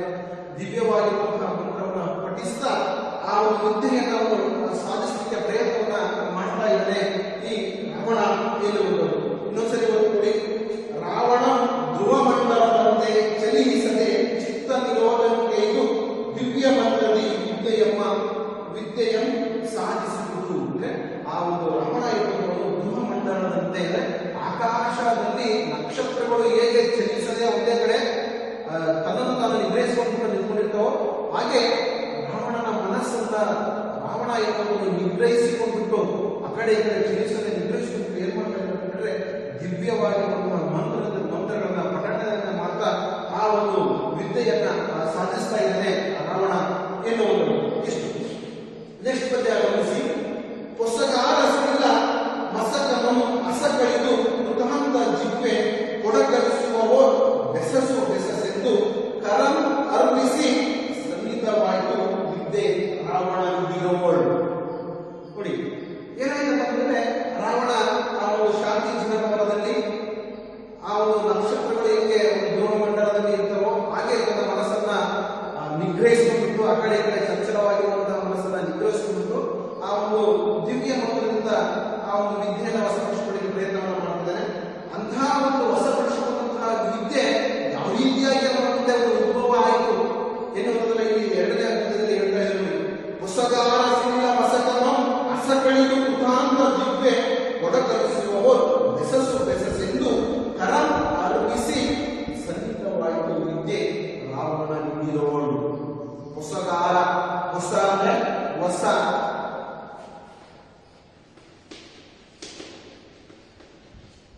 ಕಾಲ ಅಂದ್ರೆ ಕಾಲ, ಹೊಸದಾಗಿರುವಂತಹ ಕಾಲ ಯಾವುದು? ಮುಂಗಾರು ಅಥವಾ ಮಳೆಗಾಲ. ಈ ಮಳೆಗಾಲದಲ್ಲಿ ಬರುವಂತಹ ಆ ಒಂದು ಹೊಸ ಕಾಲ, ಆ ಒಂದು ಮುಂಗಾರಿನಲ್ಲಿ ಬರುವಂತಹ ಏನಂತೆ ಸಿಡಿಲು ಮುಂಗಾರಿನಲ್ಲಿ ಬಂದ್ರೆ ಈ ಒಂದು ರಾವಣ ಆ ಒಂದು ವಿದ್ಯೆಯನ್ನು ವಶಪಡಿಸಿಕೊಂಡಿರುವಂತಹ ಸಂದರ್ಭದಲ್ಲಿ ಆ ಒಂದು ವಿದ್ಯೆ ಎನ್ನುವುದು ವಶ ಆಗಿದೆ. ಆ ವಿದ್ಯೆ ಎನ್ನುವುದು ವಶ ಆಗಿದ್ದು ಯಾವ ರೀತಿಯಾಗಿ ಅವರಿಗೆ ಬರ್ತಾ ಇದೆ ಅಂತ ಕೆಲವೊಂದು ಇದನ್ನ ಉದಾಹರಣೆಗಳನ್ನ ಕೊಡ್ತಾ ಇದೆ. ಹೆಂಗೆ ಅಂತಂದ್ರೆ, ಹೊಸಗಾಲ ಸಿಡಿಲ ಮಸಕನು ಅಂದ್ರೆ ಹೊಸಗಾಲ ಮಳೆಗಾಲದಲ್ಲಿ ಸಿಡಿಲು ಗುಡುಗುಗಳನ್ನ ಯಾವ ರೀತಿಯಾಗಿ ಆ ಸಿಡಿಲು ಗುಡುಗುಗಳು ಬರ್ತಾ ಹೋಗುತ್ತೋ ನೋಡ್ರಿ. ನಾವು ಫಿಲಂಗಳೇ ಆಗಿರ್ಬೋದು, ಈಗಿನ ಫಿಲಂಗಳಲ್ಲಿ 3D ಎಫೆಕ್ಟ್ ಅನ್ನ ಕೊಡ್ತಾರೆ. ಯಾವುದೇ ಒಂದು ದೆವ್ವ ಬರ್ತಾ ಇದೆ, ಯಾರೋ ಒಬ್ಬ ಹೀರೋ ಬರ್ತಾ ಇದ್ದಾರೆ ಅಂದ್ರೆ ಡಗ ಡಗ ಡಗ ಡಗ ಕೊಡ್ತಾ ಹೋಗುತ್ತೆ. ನೀವು ನೋಡಿರ್ಬೋದು 3D ಎಫೆಕ್ಟ್ ಆಗಿರ್ಬೋದು. ಹಾಗೆ ಯಾವುದೋ ಒಂದು ದೆವ್ವ ಬರ್ತಾರೆ, ಏನೋ ಒಂಥರ ಫುಲ್ ಸ್ಕ್ರೀನ್ ಅಲ್ಲಿ ಏನೋ ಒಂಥರ ದೆವ್ವದ ಅಕ್ಷರ ಕೊಡ್ಬೋದು, ಡಗ ಡಗ ಡಗ ಡಗ ಎನ್ನುವಂತಹ ಶಬ್ದವನ್ನು ಕೊಡ್ತಾರೆ. ಅಂತಹ ಹಿನ್ನೆಲೆಯನ್ನ 12 ನಾಗಚಂದ್ರನೇ ಹೇಳಿದಂತೆ ಆ ಒಂದು ರಾವಣನ ಪ್ರತ್ಯಕ್ಷ ಆಗಿರುವಂತಹ ಬಹುರೂಪಿ ವಿದ್ಯೆ ಎನ್ನುವುದು ಏನಾಗಿದಂತೆ ಆ ಒಂದು ಹೊಸಗಾಲದ ಆ ಒಂದು ಮುಂಗಾರು ಮಳೆಯ ಅರ್ಪಣದಂತೆ, ಆ ಒಂದು ಆವೇಶದಂತೆ, ಮಸಕ ಅಂದ್ರೆ ಆವೇಶ,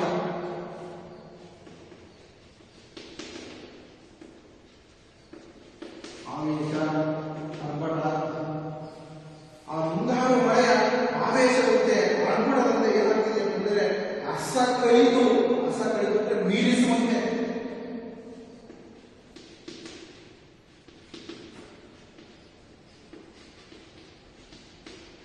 ಮುಂಗಾರು ಮಳೆಯ ಆವೇಶ ಅಪ್ಪಟ ಆ ಒಂದು ಸಿಡಿದು ಗುಡುಗುಗಳನ್ನು ಸಹ ಮೀರಿಸುವಂತಹ ರೀತಿಯಲ್ಲಿ ಆ ಒಂದು ಬಹುರೂಪಿಣಿ ವಿದ್ಯೆ ಒಂದು ವಶ ಆಗ್ತಾ ಇದೆಯಂತೆ. ಆ ಹಸ ಕಳೆದು ಕೃತಾಂತ ಜಿಗ್ವೆ, ಕೃತಾಂತ ಅಂತಂದ್ರೆ ಯಮ,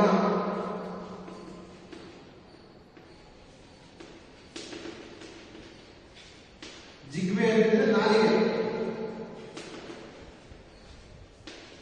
ಕೃತಾಂತ ಜಿಗ್ವೆ ಕೊಡಕರಿಸುವ ಯಮನ ನಾಲಿಗೆಯನ್ನ ಅಲ್ಲಾಡಿಸುವಂತಹ, ಕೊಡಕರಿಸುವಂದ್ರೆ ಅಲ್ಲಾಡಿಸುವುದು, ಕೊಡಕರಿಸುವಂದ್ರೆ ಅಲ್ಲಾಡಿಸುವಂತೆ.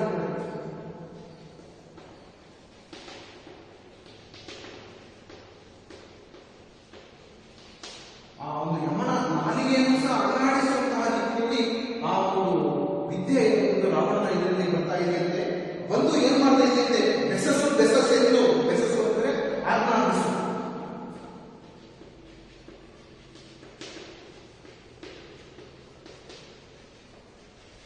ಬೆಸಸು ಅಂತಂದ್ರೆ ಆಜ್ಞಾಪಿಸು ಅಂತ ಹೇಳಿದ್ರು. ಆ ಒಂದು ರಾವಣನ ಇದು ಆ ಒಂದು ಯಮನ ನಾಲಿಗೆಯನ್ನು ಸಹ ಅಲ್ಲಾಡಿಸುವಂತಹ ರೀತಿಯಲ್ಲಿ ಮುಂಗಾರು ಮಳೆಯ ಅರ್ಭಟದಂತೆ ಸಿಡಿದು ಬಿಡುಗಳಿಂದ ಅಮೃತವಾಗಿರುವಂತಹ ಆ ರೀತಿಯಲ್ಲಿ ಯಮನ ನಾಲಿಗೆಯನ್ನು ಸಹ ಅಲ್ಲಾಡಿಸುವಂತಹ ರೀತಿಯಲ್ಲಿ ಆ ಒಂದು ವಿದ್ಯೆ ರಾವಣದ ಎದುರು ಏನ್ ಮಾಡ್ತಿದೆ ಅಂದ್ರೆ ಬೆಸಸೆಂದು ಅಂದ್ರೆ ಆಜ್ಞಾಪಿಸು ಅಂತ ಏನ್ ಮಾಡ್ತಿದೆ ಅಂದ್ರೆ ಕರ ಅಂದ್ರೆ ಕೈ,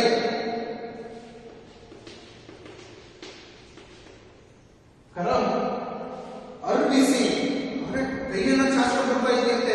ಅರ್ಪಿಸಿ ಅಂದ್ರೆ ಚಾಚ್ಕೊಂಡು,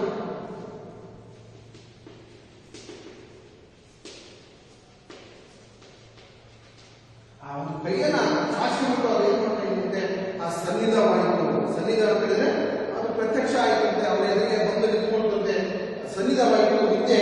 ರಾವಣ ನಿಧಿಯೋ, ರಾವಣನ ಎದುರಿಗೆ ಈ ಬಹುರೂಪಿಣಿ ವಿದ್ಯೆ ಎನ್ನುವುದು ಇಲ್ಲಿ ಬಂದು ನಿಂತುಕೊಳ್ತು ಎನ್ನುವಂಥದ್ದು. ಇದು ಈ ಒಂದು ಮೊದಲನೇ ಪದ್ಯದ ಒಂದು ಅರ್ಥ. ಇನ್ನೊಂದ್ಸರಿ ಈ ಒಂದು ಪದ್ಯದ ಅದನ್ನು ಹೇಳಿ ನೋಡಿ.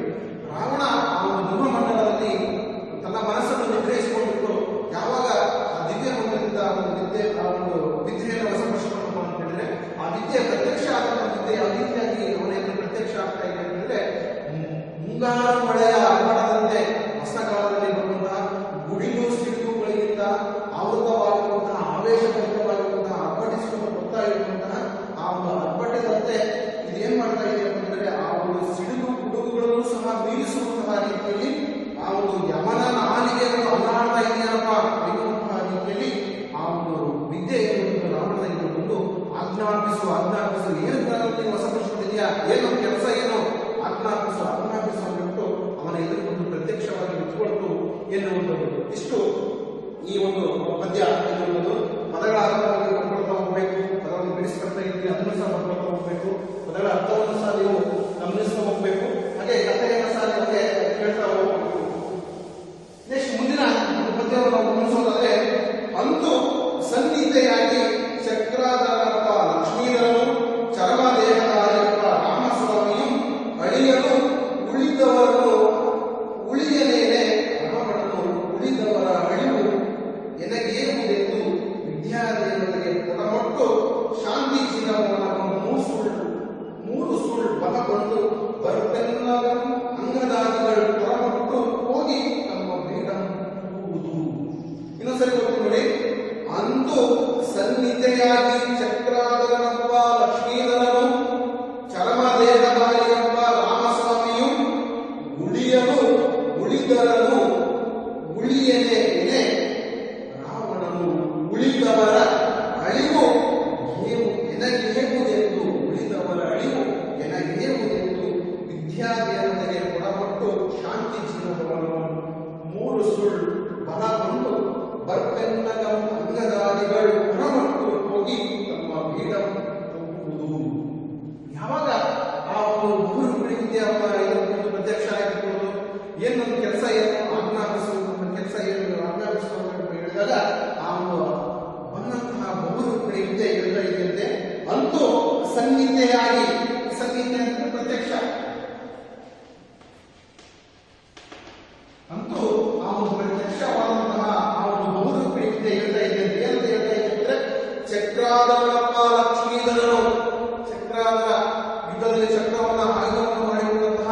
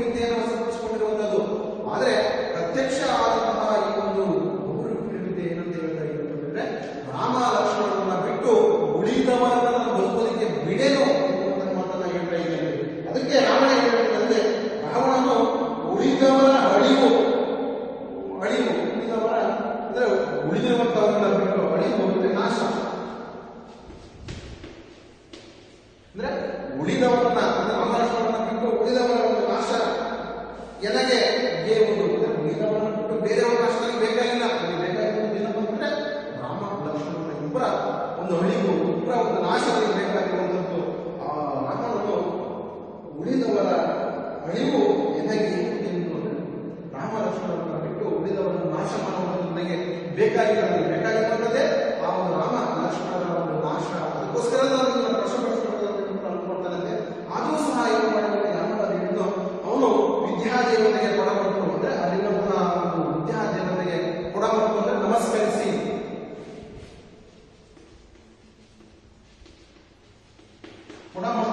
ನಮಸ್ಕರಿಸಿ ಆಗಿರುವಂತಹ ವಿದ್ಯಾದೇವತೆಗೆ ಆ ಒಂದು ಶಾಂತಿ ಜಿನಭವನದಲ್ಲಿ ಆ ನಮಸ್ಕಾರವನ್ನು ಮಾಡ್ತಾರೆ. ಆ ಒಂದು ನಮಸ್ಕರಿಸಿ ಏನ್ ಮಾಡ್ತಾರೆ ಆ ಒಂದು ಶಾಂತಿ ಜಿನಭವನವನ್ನ ಅಂದ್ರೆ ಆ ಒಂದು ವಿದ್ಯೆಯನ್ನು ವಶಪಡಿಸಿಕೊಳ್ಳಿಕ್ಕೆ ಶಾಂತಿ ಜಿನಭವನ ತಿಳ್ಕೊಂಡಿದ್ದಲ್ಲ ಅಂತಹ ಒಂದು ಶಾಂತಿ ಜಿನಭವನವನ್ನು ಏನ್ ಮಾಡಿದ್ರೆ 3 ಸುಳ್ಳು ಅಂತಂದ್ರೆ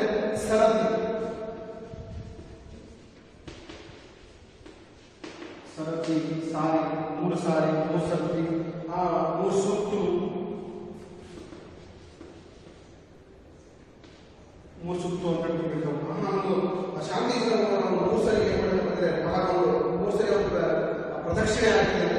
ಪ್ರದಕ್ಷಿಣೆ ಹಾಕಿ ಬರ್ಪೆನ್ನಗಂ ಆ 3 ಸಾರಿ ಪ್ರದಕ್ಷಿಣೆ ಹಾಕಿ ಆ ಒಂದು ಶಾಂತಿ ಜಿನಭವನವನ್ನ ಬಿಟ್ಟು ಹೊರಗಡೆ ಬರ್ತಾ ಇದ್ದಾರೆ. ಆ ಬರ್ತಾ ಇರ್ಬೇಕಾದ್ರೆ ಏನಾಗ್ತಂದ್ರೆ ಅಂಗದಾದಿಗಳು ಈ ಒಂದು ಹನುಮಂತ ಮತ್ತು ಅವನ ಒಂದು ಕಪಿ ಸೈನ್ಯ ಇದೆಯಲ್ಲ ಅದು ಏನಾಗಿದೆ ಅಂತಂದ್ರೆ ಹೊರಮಟ್ಟು ಹೋಗಿ ತಮ್ಮ ಬೀಡ ಹೋಗುವುದು ಅಂದ್ರೆ ಈ ಒಂದು ಅಂಗದಾದಿಗಳು ಏನು ಮಾಡಿದ್ರೆ ಈ ಒಂದು ರಾವಣನು ಇದ್ದೇ ಇರುವಂತಹ ಸಂದರ್ಭದಲ್ಲಿ ಆ ಒಂದು ಅವನ ಒಂದು ಅಂತಃಪುರಕ್ಕೆ ಹೋಗ್ಬಿಟ್ಟು ಅಲ್ಲಿರುವಂತಹ ಜನರಿಗೆ ತೊಂದರೆಯನ್ನು ಕೊಟ್ಟು ಬಂದಿದ್ದವಂತೆ. ಯಾವಾಗ ಈ ಒಂದು ರಾವಣ ಈ ಒಂದು ವಿದ್ಯಾದೇವತೆಯನ್ನು ವಶಪಡಿಸಿಕೊಳ್ಳಲಿಕ್ಕೆ ಈ ಒಂದು ಶಾಂತಿ ಜಿನಭವನದಲ್ಲಿ ಅವನು ಕುಳಿತುಕೊಳ್ತಾ ಹೋಗುವ ವಿದ್ಯೆಯನ್ನು ವಶಪಡಿಸಿಕೊಳ್ಳಲಿಕ್ಕೋಸ್ಕರ ಆ ಒಂದು ಇದು ಮಾಡ್ತಾ ಹೋಗೋದು ಅವಾಗ ಆ ಒಂದು ಅಂಗದಾರಿಗಳು ಆ ಒಂದು ಹನುಮಂತ ಮತ್ತೆ ಅವನ ಕಪಿ ಸೈನ್ಯ ಆ ಒಂದು ಅಂತಃಪುರಕ್ಕೆ ಹೋಗ್ಬಿಟ್ಟು ಅಲ್ಲಿ ಪ್ರತಿಚೇಷ್ಟೆಯನ್ನು ಮಾಡಿಬಿಟ್ಟಿದೆ ಅಂತ ಬಂದವರಿಗೆ ತೊಂದರೆಯನ್ನು ಕೊಟ್ಟು ಬಂದಿದೆ ಅಂದ್ರೆ ಆ ಒಂದು ಅಂಗದಾರಿಗಳು ಹೊರಮಟ್ಟು ಯಾವಾಗ ಇವನು ಆ ಒಂದು ಇದನ್ನ ಜಿನಾಲಯವನ್ನು ಹೊರಗಡೆ ಬಂದರು ತಕ್ಷಣಕ್ಕೆ ಅಲ್ಲಿರುವಂತಹ ಅಂಗದ ಆ ಒಂದು ಕಪಿ ಮತ್ತೆ ಅವನ ಸೈನ್ಯ ಆ ಹನುಮಂತ ಅವರೆಲ್ಲರೂ ಸಹ ಆ ಒಂದು ಅಂತಃಪುರದಿಂದ ಹೊರಗಡೆ ಬರ್ತಾರಂತೆ. ಬಂದು ತಮ್ಮ ಬೀಡ ಹೋಗುವುದು ಆ ತಕ್ಷಣಕ್ಕೆ ಅಲ್ಲಿರುವಂತಹ ತಮ್ಮ ಬಿಡಾರಗಳನ್ನ ತಕ್ಷಣಕ್ಕೆ ತಮ್ಮ ಬಿಡಾರಗಳನ್ನ ಬಂದು ಆ ಒಂದು ಅಂಗದಾರಿಗಳು ಬಂದು ಸೇರಿಕೊಂಡ್ರು ಎನ್ನುವಂಥದ್ದು. ಅಂದ್ರೆ ಈ ಪದ್ಯದ ಅರ್ಥ ಇಷ್ಟೇ. ಈ ರಾವಣನ ಎದುರಿಗೆ ಪ್ರತ್ಯಕ್ಷವಾದಂತಹ ಈ ಒಂದು ಬಹು ರುಕ್ಮಿಣಿ ವಿದ್ಯೆ ಇದೆಯಲ್ಲ ಅದು ಆ ಒಂದು ರಾವಣನಿಗೆ ಹೇಳ್ತಂತೆ ಏನಂತ ಹೇಳಿದ್ರೆ ಚಕ್ರಾಧರನಾಗಿರುವಂತಹ ಲಕ್ಷ್ಮಣನು ಚರ್ಮದೇಹದಾಗಿರುವಂತಹ ರಾಮಸ್ವಾಮಿ ಅಂದ್ರೆ ರಾಮನನ್ನು ಬಿಟ್ಟು ಉಳಿದಂತವರನ್ನು ಯಾರನ್ನೂ ಸಹ ಬದುಕಲಿಕ್ಕೆ ಬಿಡೋದಿಲ್ಲ. ಅವರನ್ನು ಬಿಟ್ಟು ಬೇರೆಯವರಿಗೆ ಯಾವತ್ತೂ ಸಹ ಕೆಲಸವನ್ನು ಹೇಳ್ಬೇಕು ಮಾಡ್ತೀನಿ ಅಂತ ಆ ಒಂದು ಬಹು ರುಕ್ಮಿಣಿ ವಿದ್ಯೆ ಹೇಳುತ್ತದೆ. ಆದ್ರೆ ಆ ಒಂದು ರಾವಣ ಆ ಒಂದು ಬಹು ರುಕ್ಮಿಣಿ ವಿದ್ಯೆಯನ್ನು ವಶಪಡಿಸಿಕೊಳ್ಳಲಿಕ್ಕೆ ಪ್ರಮುಖವಾಗಿರುವಂತಹ ಕಾರಣನೇ ಆ ಒಂದು ರಾಮ ಲಕ್ಷ್ಮಣರ ಒಂದು ನಾಶ ಮಾಡಲಿಕ್ಕೋಸ್ಕರ. ಅದಕ್ಕೋಸ್ಕರ ಅವನು ಬೇರೆಯವರ ಅಡಿಗೆ ಬೇಕಾಗಿಲ್ಲ, ಬೇರೆಯವರ ನಾಶಗಳಿಗೆ ಬೇಕಾಗಿಲ್ಲ ಅಂತ ಹೇಳಿ ಆ ಒಂದು ಶಾಂತಿ ಜಿನಭವನವನ್ನು ನಮಸ್ಕರಿಸಿ ಆ ಒಂದು ದೇವರಿಗೆ ನಮಸ್ಕಾರವನ್ನು ಮಾಡಿ 3 ಸಾರಿ ಆ ಒಂದು ಶಾಂತಿ ಜಿನಭವನವನ್ನು ಪ್ರದಕ್ಷಿಣೆ ಮಾಡಿ ಹೊರಗಡೆ ಬರ್ತಾ ಇದ್ದಾರೆ. ಆ ಹೊರಗಡೆ ಬರ್ತಾ ಇರಬೇಕಾದ್ರೆ ಅಲ್ಲಿರುವಂತಹ ಅಂಗದಾರಿಗಳು ಆ ಒಂದು ಅಂತಃಪುರಕ್ಕೆ ಹೋಗಿ ಅಲ್ಲಿರುವಂತಹ ಜನರಿಗೆ ಒಂದು ತೊಂದರೆಯನ್ನು ಕೊಟ್ಟು ಬೇಗ ಇವರು ಹೊರಗಡೆ ಬರ್ತಾ ಇದ್ದಾರೆ ತಮ್ಮ ಬಿಡಾರಗಳನ್ನು ನಾವು ಸೇರಿಕೊಂಡು ಎನ್ನುವುದು. ಮುಂದೆ ಈ ರಾವಣ ಅಂತಃಪುರಕ್ಕೆ ಹೋಗಿ ಅಲ್ಲಿರುವಂತಹ ಏನೇನು ವಿಚಾರಗಳು ನೋಡೋದೇ ಎನ್ನುವುದನ್ನ ಮುಂದಿನ ಪದ್ಯದಲ್ಲಿ ನಾವು ನೋಡ್ತಾ ಹೋಗೋಣ.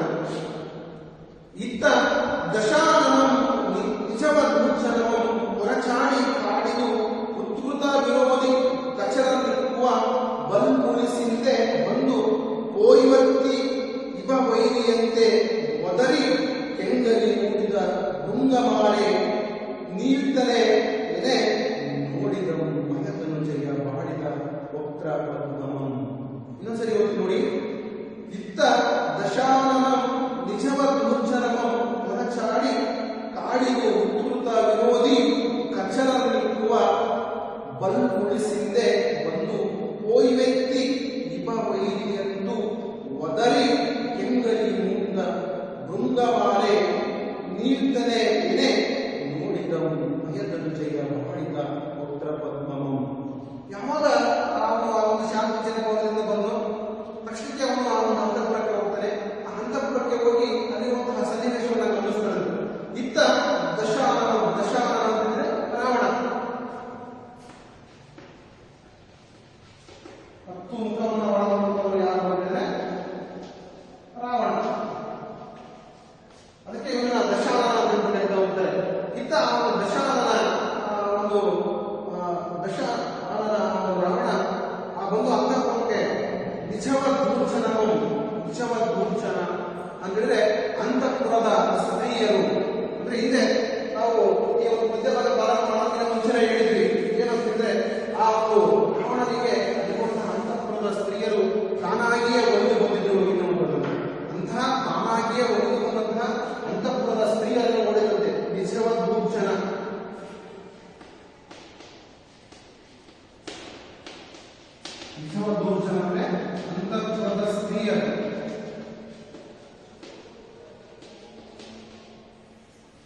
ಒಂದು ಅಂತಃಪುರದ ಸ್ತ್ರೀಯರನ್ನ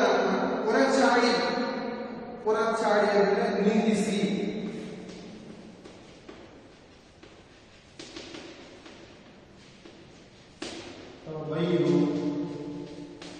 ಬೈದು ಅಂತ ಕರೀತಾ ಹೋಗ್ಬೋದು. ಹಾಗೆ ನಿಂದಿಸಿ ಬೈದು ಅನ್ನೋದನ್ನ ಕಾಡಿದ ಅಂದ್ರೆ ಹಿಂಸಿಸಿದ,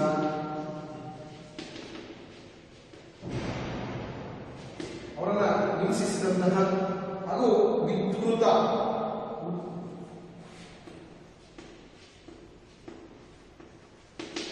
ಸೊಕ್ಕಿದ, ವಿಕೃತ ಅಂದ್ರೆ ಆ ಸೊಕ್ಕಿದ ವಿರೋಧಿ ಕೆಚೇರಲಿಕ್ಕುವಂತಹ, ಅಂದ್ರೆ ಈ ರಾವಣ ಇಲ್ಲೇ ಇರುವಂತಹ ಸಂದರ್ಭದಲ್ಲಿ ಆ ಒಂದು ಅಂತಃಪುರಕ್ಕೆ ಬಂದ್ಬಿಟ್ಟು ಆ ಒಂದು ಅಂತಃಪುರದಲ್ಲಿರುವಂತಹ ಸ್ತ್ರೀಯರನ್ನ ಅವಮಾನಿಸಿ ನಿಂದಿಸಿ ಹಿಂಸಿಸಿದಂತಹ ಆ ಒಂದು ಸೊಕ್ಕಿದ ಆ ಒಂದು ಅಂಗದಾದಿಗಳನ್ನ ಕಚ್ಚರ ಅಂದ್ರೆ ಆ ಒಂದು ಅಂಗದಾದಿಗಳಾಗಿರುವಂತಹ ಹನುಮಂತ ಅವನ ಒಂದು ಕಪಿ ಸೈನ್ಯವನ್ನ ಇಕ್ಕುವ ಅಂದ್ರೆ ಸಿಟ್ಟು ಬರ್ತಾ ಇದೆ ಯಾರಿಗೆ ರಾವಣನಿಗೆ ಈಗಲೇ ಪಡೆದಿರಪ್ಪ ಅನ್ನುವಂತಹ ರೀತಿಯಲ್ಲಿ ಅವನಿಗೆ ಸಿಟ್ಟು ಮಾಡಿಕೊಂಡು ಇದು ಮಾಡ್ತಾ ಇದ್ದಂತೆ.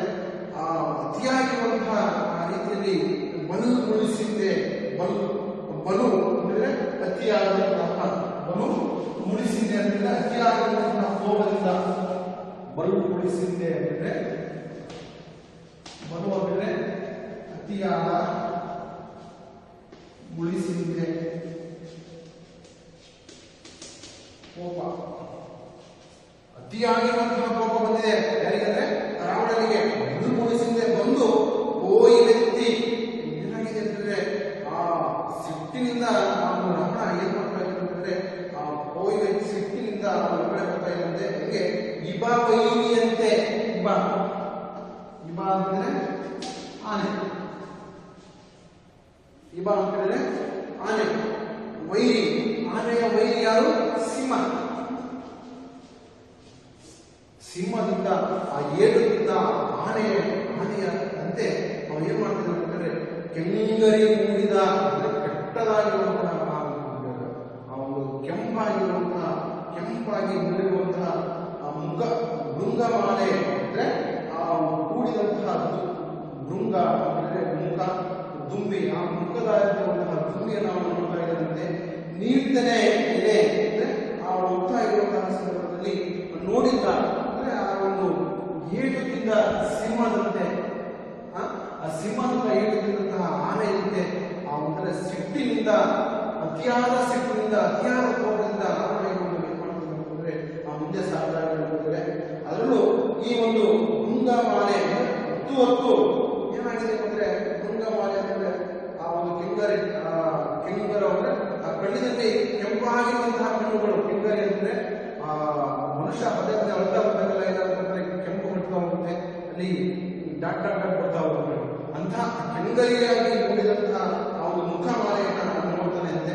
ಆ ನೋಡಿದ ಜಯ ಮಾಡಿದ ಅಂತಹ ಹತ್ತು ಕೆಂಪಗಾಗಿರುವಂತಹ ಆ ಒಂದು ಬಾಡಿ ಹೋಗಿರುವಂತಹ ಆ ಒಂದು ಮಹೇಂದ್ರಜಯ ಮಾಡಿದ ಮುಖವನ್ನ ನೋಡಿದಂತೆ ಈ ರಾವಣ ಆಗಿರುವುದು. ಈ ಮಹೇಂದ್ರಜಯ ಅಂತ ಹೇಳಿದ್ರೆ ಯಾರಪ್ಪ ಅಂದ್ರೆ ಮಯರಾಜನ ಮಗಳಾಗಿರುವಂತಹ ಮಂಡೋದರಿ.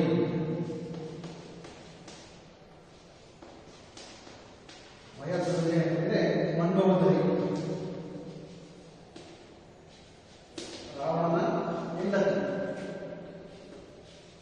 ಒಂದು ಪ್ರಶ್ನೆ ನೋಡಿ, ಮಹೇಂದ್ರಜಯ ಅಂದರೆ ಯಾರು ಕೇಳ್ತಾ ಹೋಗ್ತಾರೆ. ಇಂತಹ ಮಹೇಂದ್ರಜಯ ಅಂತಂದ್ರೆ ಮಯನ ರಾಜನ ಮಗಳಾಗಿರುವಂತಹವಳು ಮಂಡೋದರಿ. ಇಂತಹ ಮಂಡೋದರಿಗಳು ರಾವಣನ ಹೆಂಡತಿ. ಅಂತಹ ಆ ಒಂದು ಮಂಡೋದರಿಯ ಬಾಡಿದ ಅಂದರೆ ಬಾಡಿ ಹೋಗಿರುವಂತಹ ವಕ್ರಪದ್ಮಂ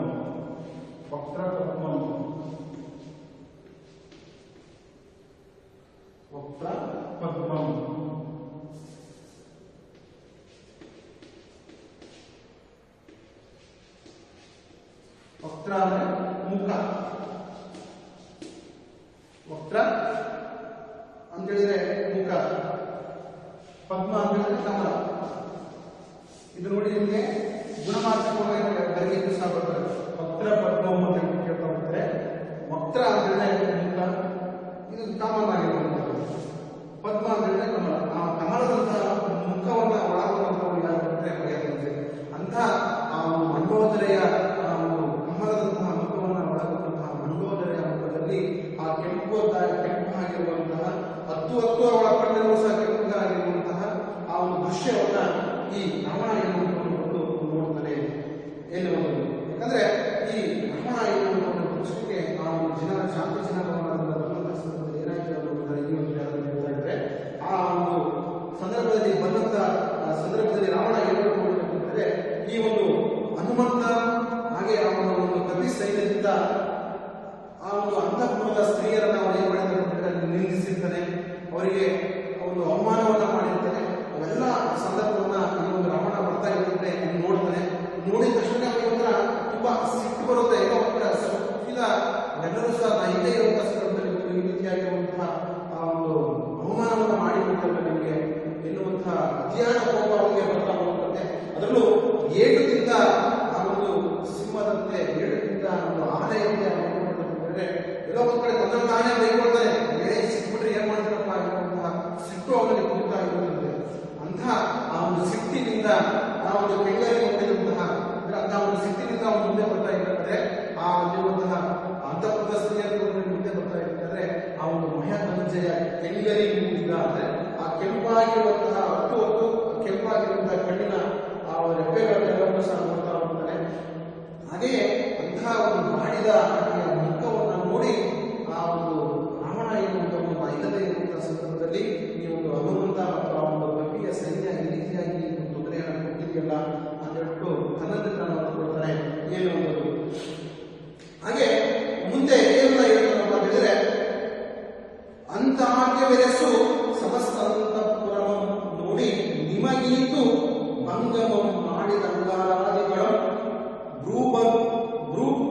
ಭಂಗಮಾನಗಳೇ ಸೆರೆಗೈದು ತಂದು ನಿಮ್ಮ ಮುಂದೆ ಬಹು ಪ್ರಕಾರದಿ ಪರಿಭವಿಸಿದ ನೆನಪನೆಂದು ಸಂದೇಶಿ ಶಾಂತಿ ಜಿನಭವನಗಳು ಮಹಾಪೂಜೆಯನ್ನು ಮಾಡಿಸಿ ನಿರ್ವತೀರ್ಥ ನಿಯಮ ಅಮೃತ ಆರೋಗಿಸಿ ತದನಂತರ ಬಹುರೂಪಿಣಿ ವಿದ್ಯಾಪ್ರಭಾವಂ ಪರೀಕ್ಷಿಸಿ ಪ್ರಮೋದ ಮುದಿತ ಹೃದಯವಾಗಿ.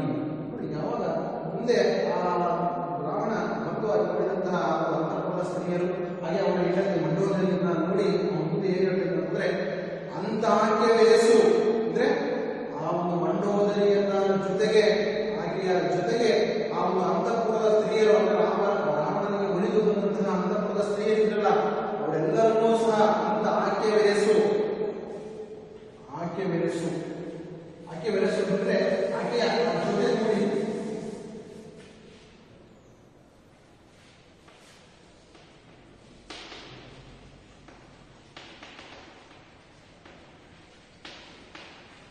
ಆ ಒಂದು ಮಂಡೋದರಿಯ ಜೊತೆಗೆ ಆ ಒಂದು ಅಂತಃಪುರದ ಇರುವಂತಹ ಸಮಸ್ತ ಸ್ತ್ರೀಯರನ್ನು ಸಹ ಏನ್ ಮಾಡ್ತಾರೆ ಅಂದ್ರೆ, ಸಮಸ್ತ ಅಂತಃಪುರವನ್ನು ನೋಡಿ ಅಲ್ಲಿರುವಂತಹ ಸಮಸ್ತ ಅಂತಃಪುರವನ್ನು ಅಲ್ಲಿರುವಂತಹ ಎಲ್ಲ ಸ್ತ್ರೀಯರನ್ನು ಹೇಳ್ತಾ ಇದ್ದಂತೆ, ನೋಡಿ ನಿಮಗಿದು ಭಂಗಮಂ, ಭಂಗ ಮುಂದೆ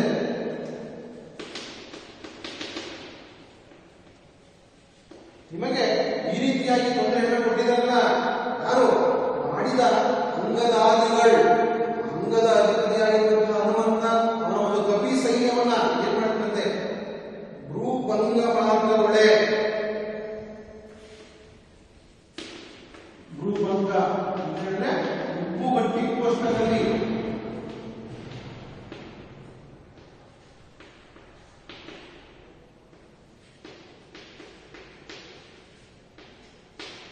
ಉಪ್ಪು ಗಂಟಿಕ್ಕುವಷ್ಟರಲ್ಲಿ ಕ್ಷಣ ಮಾತ್ರದಲ್ಲಿ ಅಂತೆ ಆ ಉಪ್ಪು ಗಂಟಿಕ್ಕುವಷ್ಟರಲ್ಲಿ ಏನ್ ಮಾಡುತ್ತೆ, ಸೆರೆಗೈದು ಅಂದ್ರೆ ವಶಕ್ಕೆ ಪಡ್ಕೊಳ್ಳದಂತೆ ಸೆರೆಗೈದು ತಂದು ನಿಮ್ಮ ಮುಂದೆ ಬಹು ಪ್ರಕಾರದಿ ಅವರನ್ನು ಸುಮ್ಮನೆ ಬಿಡಲಿಲ್ಲ. ನಾನು ಏನ್ ಮಾಡುತ್ತೆ, ಕ್ಷಣ ಮಾತ್ರದಲ್ಲಿಯೇ ಆ ಒಂದು ಉಪ್ಪು ಗಂಟಿಕ್ಕುವಷ್ಟರಲ್ಲಿಯೇ ಆ ಒಂದು ಅಂಗದಾದಿಗಳನ್ನ ಸೆರೆ ಹಿಡಿದು ತಂದು ನಿಮ್ಮ ಮುಂದೆ ಬಹು ಪ್ರಕಾರದಿ ವಿಧ ವಿಧವಾಗಿರುವಂತಹ ರೀತಿಯಲ್ಲಿ ಏನ್ ಮಾಡ್ತಾರೆ, ಪರಿಭವಿಸಪ್ಪನೆಂದು ಪರಿಭವಿಸುವಂತೆ ಸೋಲಿಸು.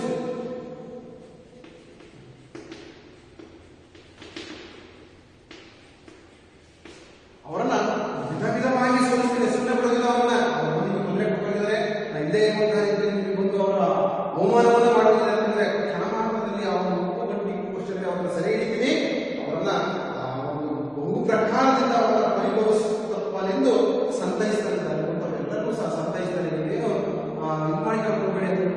ಅವರೆಲ್ಲರೂ ಸಹ ಸಮಾಧಾನವನ್ನು ಪಡಿಸ್ತಾನೆ. ಆ ಸಮಾಧಾನಿಸಿ ಅವರನ್ನ ಉಪ್ಪು ಗಂಟಿ ಕುಪ್ಪುವಷ್ಟರಕ್ಕೆ ಅವರ ಅಂಗದಾದಿಗಳನ್ನ ಸೆರೆ ಹಿಡಿದು ತಂದು ನಿಮ್ಮ ಮುಂದೆ ನಾನು ಇದು ಮಾಡಿದ್ದೇನೆ ಅಂತ ಅಲ್ಲಿರುವಂತಹ ಸಮಸ್ತ ಅಂತಃಪುರದ ಸ್ತ್ರೀಯರನ್ನ, ಅಲ್ಲಿರುವಂತಹ ಮಂಡೋದರಿಯನ್ನ ಎಲ್ಲರನ್ನೂ ಸಹ ಸಮಾಧಾನವನ್ನು ಪಡಿಸಿದಂತೆ. ಸಮಾಧಾನವನ್ನು ಪಡಿಸಿ ಏನ್ ಮಾಡ್ತಾರೆ ಅಂತಂದ್ರೆ ಆ ಒಂದು ಶಾಂತಿ ಜಿನಭವನದೋಳು ಮಹಾಪೂಜೆಯನ್ನು ಮಾಡಿಸಿ ಅಂದ್ರೆ ಈ ಒಂದು ಬಹುರೂಪಿಣಿ ವಿದ್ಯೆಯನ್ನು ವಶಪಡಿಸಿಕೊಂಡಿದ್ದಾರಲ್ಲ, ಹಾಗೆ ಅದಕ್ಕೋಸ್ಕರ ಅವ್ರು ಏನ್ ಮಾಡಿದ್ದಾರೆ ಅಂತಂದ್ರೆ ಆ ಒಂದು ಶಾಂತಿ ಜಿನಭವನದಲ್ಲಿ ಹೋಗಿ ಮಹಾಪೂಜೆಯನ್ನ ಮಾಡಿಸಿದಂತೆ. ಮಹಾಪೂಜೆಯನ್ನು ಮಾಡಿಸಿ ನಿರ್ವರ್ತಿತ ಅಂದ್ರೆ ಅಲ್ಲಿರುವಂತಹ ಹಲವಾರು ನಿಯಮಗಳನ್ನ ಅಂದ್ರೆ ಆ ಒಂದು ಪೂಜೆಯನ್ನು ಮಾಡಿಸಬೇಕು ಅಂತಂದ್ರೆ ಕೆಲವೊಂದೇ ನಿಯಮಗಳಿರುತ್ತೆ ಅಂತ ಆ ನಿರ್ವರ್ತಿತ ನಿಯಮಗಳನ್ನ ಒಳಗೊಂಡಂತಹ ಪೂಜೆಯನ್ನ ಮಾಡಿಸಿ ಅಮೃತ ಆಹಾರವನ್ನು ಆರೋಗಿಸಿ ಅನ್ನುವಂತಹ ಅಮೃತವನ್ನ ಅಲ್ಲಿರುವಂತಹ ಆಹಾರವನ್ನ ಏನ್ ಮಾಡ್ತಾರೆ ಆರೋಗಿಸಿ ಅಂದ್ರೆ ಊಟವನ್ನ ಮಾಡ್ತಾನೆ, ಆರೋಗಿಸಿ ತಿಂತಾನೆ.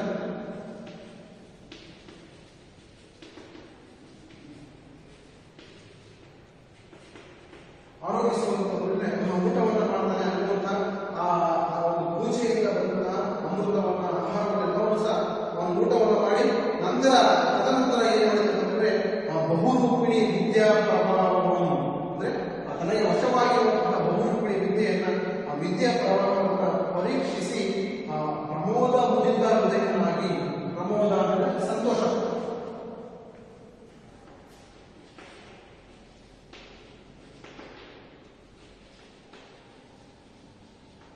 ಸಂತೋಷಭರಿತನಾಗಿರುವಂತವನು ಆ ಒಂದು ಬಹುರೂಪಿಣಿ ವಿದ್ಯೆಯನ್ನು ವಶಪಡಿಸಿಕೊಂಡಂತಹ ಸಂದರ್ಭದಲ್ಲಿ ಆ ಪ್ರಮೋದ ಮುದಿತ ಹೃದಯನಾಗಿ ಆ ಸಂತೋಷವಾದ ಆ ಚುಕ್ಕೆ ಬಿಟ್ಟು ಆ ಒಂದು ಬಹುರೂಪಿಣಿ ವಿದ್ಯೆಯನ್ನು ವಶಪಡಿಸಿಕೊಂಡಂತಹ ವಿದ್ಯೆಯನ್ನ ಆ ಪರೀಕ್ಷೆಯನ್ನ ಮಾಡಲಿಕ್ಕೆ ಮುಂದಾಗ್ತಾನೆ. ಅಂದ್ರೆ ಆ ಒಂದು ಅಂಗದಾದಿಗಳನ್ನ ಸೆರೆ ಹಿಡಿಯಲಿಕ್ಕೆ ಈ ಒಂದು ಬಹುರೂಪಿಣಿ ವಿದ್ಯೆಯನ್ನು ಪರೀಕ್ಷೆಯನ್ನ ಮಾಡಲಿಕ್ಕೆ ಅವನು ಇದು ಮಾಡ್ತಾನೆ ಎನ್ನುವುದು ಇಷ್ಟು ಈ ಒಂದು ಪದ್ಯದಲ್ಲಿ ಬರುವಂಥದ್ದು. ಅಂದ್ರೆ ಆ ಒಂದು ರಾವಣನನ್ನು ಇಲ್ಲದೆ ಇರುವಂತಹ ಸಂದರ್ಭದಲ್ಲಿ ಆ ಒಂದು ಅಂತಃಪುರಕ್ಕೆ ಬಂದು ಅಲ್ಲಿದ್ದಂತಹ ಸ್ತ್ರೀಯರನ್ನ ಅವನ ಹೆಂಡತಿ ಮಂಡೋದರಿಗೆ ಅವಮಾನವನ್ನು ಉಂಟು ಮಾಡಿದಂತಹ ಆ ಒಂದು ಅಂಗದ ಆ ಒಂದು ಅಧಿಪತಿಗಳಿರಲ್ಲ, ಆ ಒಂದು ಕಪಿಸೈನ್ಯ ಮತ್ತು ಹನುಮಂತರಿರಲ್ಲ, ಅವರೆಲ್ಲರನ್ನೂ ಸಹ ಕ್ಷಣ ಮಾತ್ರದಲ್ಲಿ ಉಪ್ಪು ಗಂಟಿ ಕೂವಷ್ಟರಲ್ಲಿಯೇ ಕ್ಷಣ ಮಾತ್ರದಲ್ಲಿ ಅವರನ್ನ ಸೆರೆ ಹಿಡಿದು ಮುಂದೆ ತಂದು ವಿಧ ವಿಧವಾಗಿ ಅವರನ್ನ ಸೋಲಿಸ್ತೀನಿ ಎನ್ನುವಂತಹ ಮಾತನ್ನ ಹೇಳಿ ಆ ಒಂದು ಶಾಂತಿ ಜನರಲ್ಲಿ ಪೂಜೆಯನ್ನು ಮಾಡಿಸ್ತೀನಿ. ಅಲ್ಲಿರುವಂತಹ ನಿಯಮಗಳ ಪ್ರಕಾರ ಪೂಜೆಯನ್ನು ಮಾಡಿ ಅಲ್ಲಿ ಅಮೃತ ಆಹಾರವನ್ನು ಆರೋಗಿಸಲು ಊಟವನ್ನು ಮಾಡಿ ತದನಂತರ ಬಹುರೂಪಿಣಿ ವಿದ್ಯೆಯನ್ನು ವಶಪಡಿಸಿಕೊಳ್ಳುವುದಕ್ಕೆ ಸಂತೋಷಭರಿತವಾಗಿ ರಾವಣ ಇರ್ತಾನೆ ಎನ್ನುವುದು ಇಷ್ಟು ಈ ಒಂದು ಪದ್ಯ ಭಾಗಕ್ಕೆ ಇರಲಿ. ಮುಂದಿನ ಭಾಗದಲ್ಲಿ ರಾವಣ ಆ ಒಂದು ಅಂತಃಪುರದ ಸ್ತ್ರೀಯರನ್ನ ಸಂತೈಸಾದ್ಮೇಲೆ ಏನನ್ನ ಮಾಡ್ತಾ ಹೋಗ್ತಾರೆ, ಹಾಗೆ ಆ ಒಂದು ಅಂಗದಾದಿಗಳಾಗಿರ್ಬೋದು ಮತ್ತೆ ಸೀತೆಯನ್ನ ಯಾವ ರೀತಿಯಾಗಿ ಅವರು ಮಾತಾಡಿಸ್ತಾ ಹೋಗ್ತಾರೆ ಎನ್ನುವುದನ್ನ ನಾವು ಮುಂದಿನ ಪದ್ಯದಲ್ಲಿ ನಾವು ನೋಡ್ತಾ ಹೋಗೋಣ. ಇವತ್ತಿಗೆ ಇಷ್ಟಿರಲಿ. ಅರ್ಥ ಆಗಿದೆ ಅನ್ಕೊಂಡಿದ್ದೀನಿ. ಇದು ಕಥೆಯಾಗಿ ನೀವು ಅರ್ಥ ಮಾಡಿಕೊಂಡ್ರೆ ಸಾಕು. ರಾವಣ ಬಹುರೂಪಿಣಿ ವಿದ್ಯೆಯನ್ನು ವಶಪಡಿಸಿಕೊಂಡಂತಹ ಸಂದರ್ಭ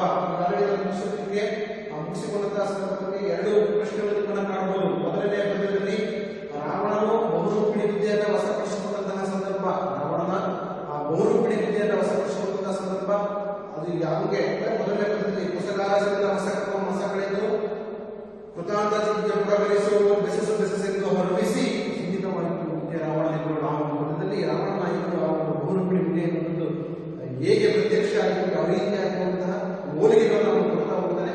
ಹೋಲಿಕೆಯನ್ನು ಕೊಟ್ಟಾದ್ಮೇಲೆ ಆ ಒಂದು ಹೊಸವಾದ